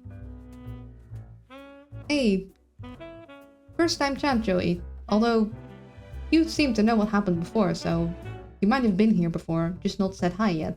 But hi, welcome to the stream. And yeah, it would feel quick to be again. On the other hand, I don't know. Maybe. I definitely saw someone fall off the walkway and break the guardrails. Although, thinking back on it, I didn't recognize who exactly that person was. The harbor master and I were pretty far away and it wasn't well lit. You think the second victim's body fully dissolved? It might explain why we can't find any bone matter from them. That doesn't make sense. If anybody would be fully dissolved, it would be Justin if he fell in first. No, if my theory is correct, the second victim fell in minutes after Justin fell. It wouldn't make sense if that person's body fully dissolved before Justin's. But why can't you find any bone matter for the second person? Either way, Dragonson might want to hear about this. If the liquid is so volatile, how were you able to take things out of the vat? Oh, the liquid isn't volatile anymore. When the harbor master and I reported what we saw, the worker reported some sort of alchemical solution into the vat. Yeah, according to them, that solution neutralized the evocation magic in those chemicals. From what I hear, the magic liquid in these vats is usually blue. Oh. The solution that they poured in turned it green. Yes, unfortunately it was too late. By the time they neutralized the liquid, Justin's body had already mostly dissolved. And if they hadn't neutralized it so quickly, we probably wouldn't have found anything from the victim. Huh.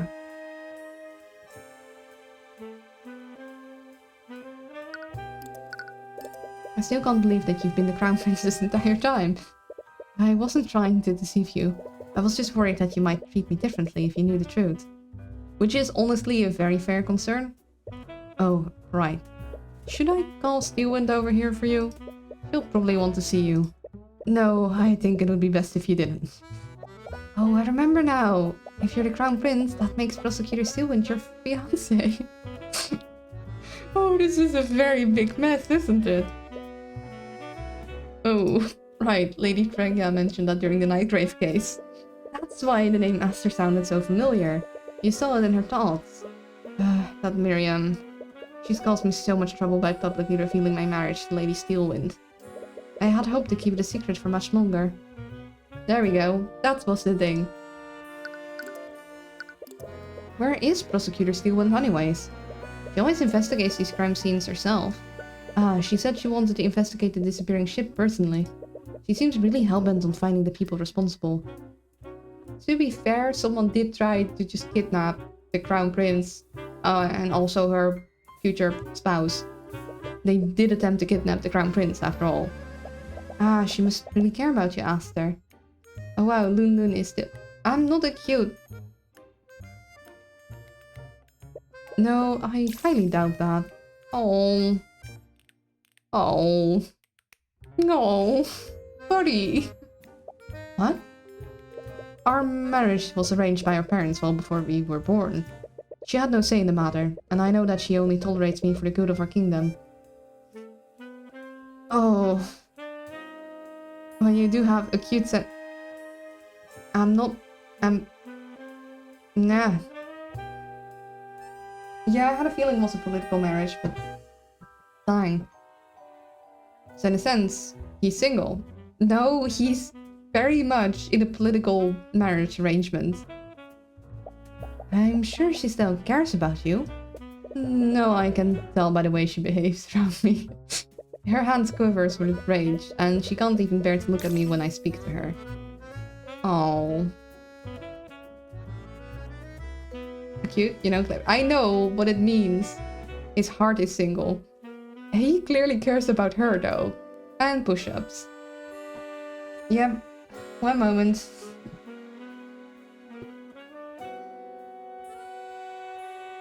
Hey. Hey. Hey.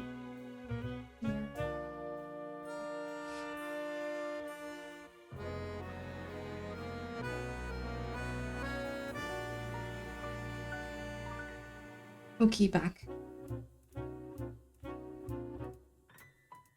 But yeah, I think it genuinely makes him... I mean, we know actually he genuinely feels sad because we can tell. Cute... No, not cute push-ups. I'm not cute. Trap card. Hey, you can't... Een dubbel, dat mag niet. Hoe durf je? Nu moet ik het allemaal in het Nederlands gaan lezen. Dat is moeilijk.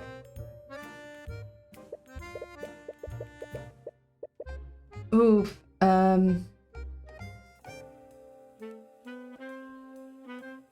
Oh, hoe zeg je dat in Nederlands?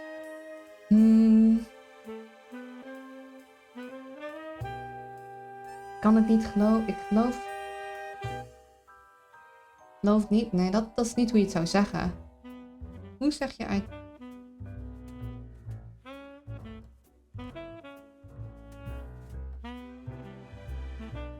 Hebben wij überhaupt een woord daarvoor? Ik kan niet geloven dat ze zelfs de...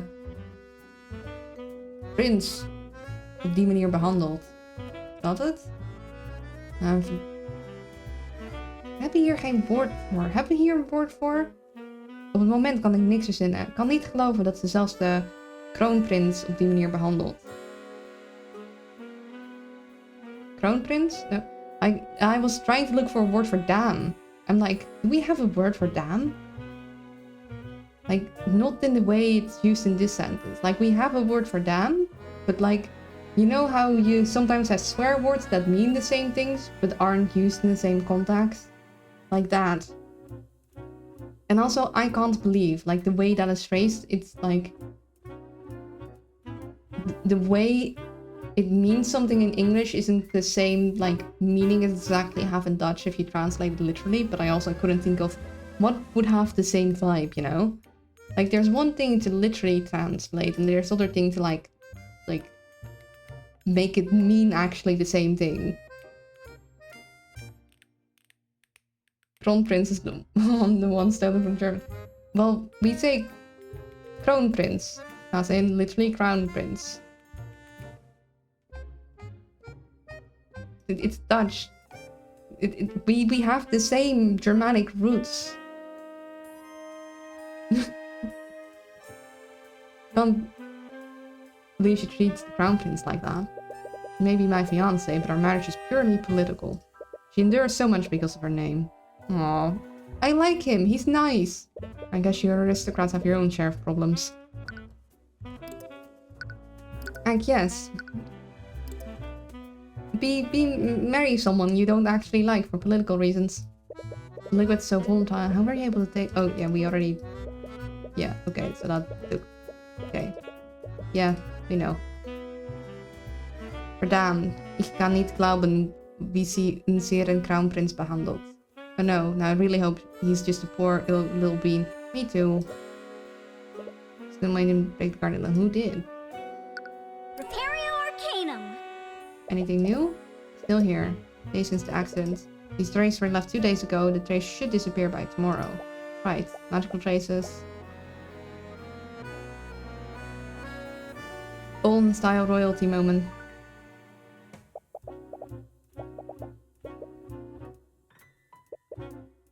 Okay, nothing new. Hey, do you know anything about this guy? Would you happen to know about a criminal named the Eye Taker? You playing games with me or something, kid? What? Well, I don't know nothing about no Eye Taker. Okay. That is an old reaction.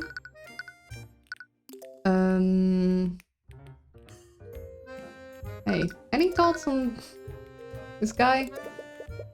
No. That's, I think, all we'll learn. Then, let's go to the cafe. Although I do get Luna that even our Dam doesn't carry the same hushed side tone of quite damn. Yeah. Like, for Damned is more like art. For Dory.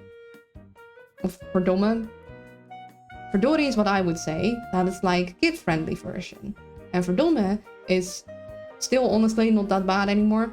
But it's more like flip. Like a something went wrong.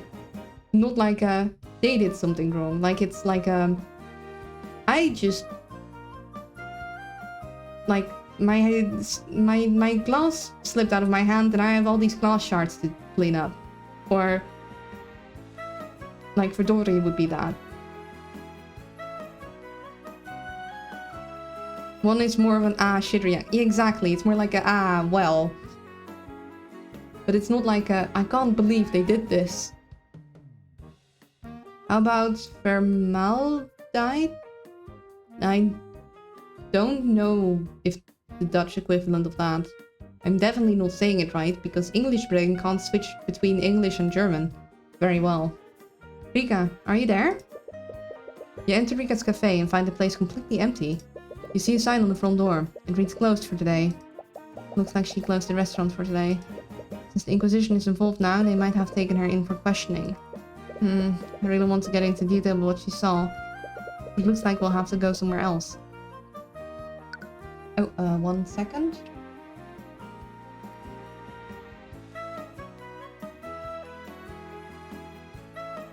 Formaldehyde could work, mainly because it would make him sound like the old dork he is. Yes?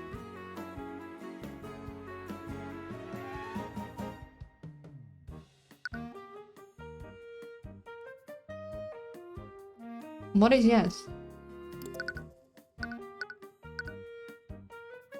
I guess maybe to the town square? No.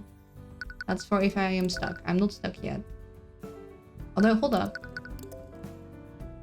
Well, time for some slavery on the rim. Rimworld time.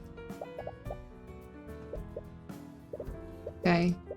I was wondering if Aster would butt in somehow, but I guess not.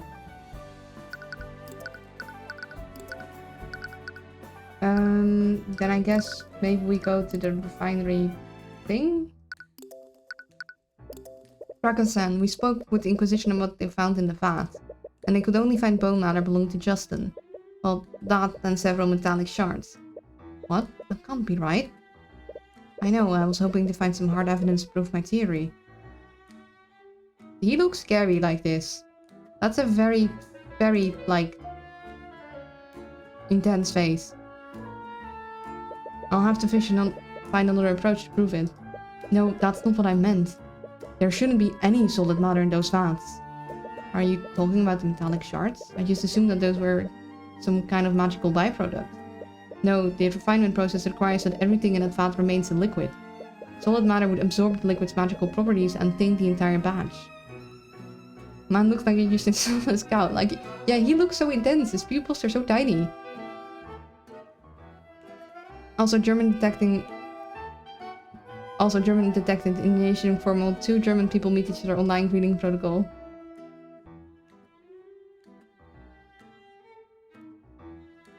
Grüß dich, Moin. This is clearly a German inside joke. I'm not getting. You have a flipping protocol? Whenever Dutch people meet online, it's just like, yes, are you Dutch? Me too. And then like 10 others of us show up. Just different greeting from different regions. Ah. That's fun. But those metal shards weren't supposed to be in there. Do you think they came from the broken piece of the railing? Probably some guy at the visionary you were being no love.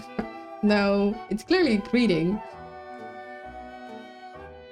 And then you swarm the local elf. And then you all speak in Dutch and cause chaos for a bit. Possibly. Probably want to double check with the commander to make sure. See, the thing is that nobody realizes anyone else is Dutch because most people just speak English quite well. And then one Dutch like reveals the Dutchness and then suddenly, wait, I'm Dutch too, happens like a couple times. And so like, you just spawn Dutch people somehow. At least that's been my experience. It's like, wait. A bunch of Dutch people just come out of the woodworks, appearing out of nowhere.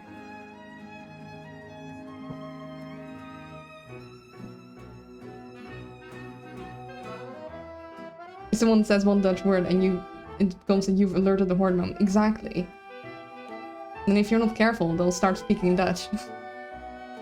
But this is definitely strange. You'll need to take a moment to work through all of this. From what Dragonson said, there shouldn't have been any solid matter in those vats. We've already confirmed that the bone matter they found came from Justin's body. But that leaves another question. How did metallic shards appear in the vat? Where did those metallic shards come from? I think a metal object was thrown into the vat. A metal object was thrown into the vat. Yeah, I guess that makes sense. Whatever that object was, it probably dissolved into the shards that Orim found. That's the thing though. What should the magical liquid have done to the object?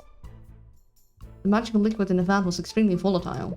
Was destructive enough to reduce an entire human body to a few shards of bone. The vat liquid should have completely destroyed the metal object. Justin Wayne jumped into Wait, that's magic shenanigans. Object would have been completely destroyed. We shouldn't have found any metal shards in the first place. Right, but we did find them. How do you explain that? Tonight something happened to prevent the metal object from being fully destroyed. The vat liquid was neutralized shortly after the accident was reported. When Noah Morizon reported the accident, the worker immediately neutralized the liquid's magic. They did this in an attempt to save Justin, but it would have also stopped the liquid from destroying anything else within the vat. So that's why we found those metal shards. Whatever that metal object was, it was only partially destroyed. I still think it might have been in one of those suits, but it could have also been something else. Either way, whoever threw it in meant for it to be gone. This means that it fell into the vat around the time that Justin fell into the vat. If it fell a while before the accident, it would have dissolved completely. And if it fell after the accident, it wouldn't have dissolved at all. Furthermore, whatever that object was, it was probably as large as Justin. Yeah, like a full suit of armor. To me, online German people like to announce the fact that they are in fact German, usually by saying things like "Greetings from Germany." Is it? If the magic Robo Knight looked like Justin, Justin could very well have stepped into Justin. Yeah, but I don't think that's what's going on here. Thought the metal suit dudes were only controlled by the principal, who's now 6 feet. The principal. Oh no, yeah, he might be dead now. No, they were made by actually. Hold up, they were made by the noble that is suing this company. They're an artificery product. I don't think they were only in the school. So, no. They were provided by House Sanctus. If anyone at all in this world would have access to those suits, it would have been that noble. Do you think this metal object had something to do with the second victim? Maybe they were holding it when they fell in. I'm not sure, but it's definitely possible. We should take a closer look at the metallic shards that Commander White found. Those shards might help us identify the second victim. That person even exists. Can I... Okay. What about this? Do you know about this guy? I certainly heard stories about them, but I never would have imagined that Justin was involved with such an individual. It is foodie time for me, so I think what I'm gonna do is I'm gonna go save and go to the title screen.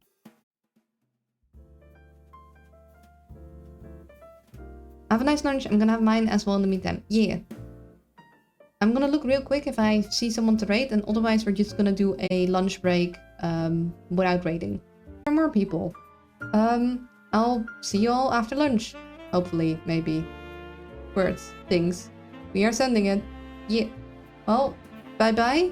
Have a good adventure.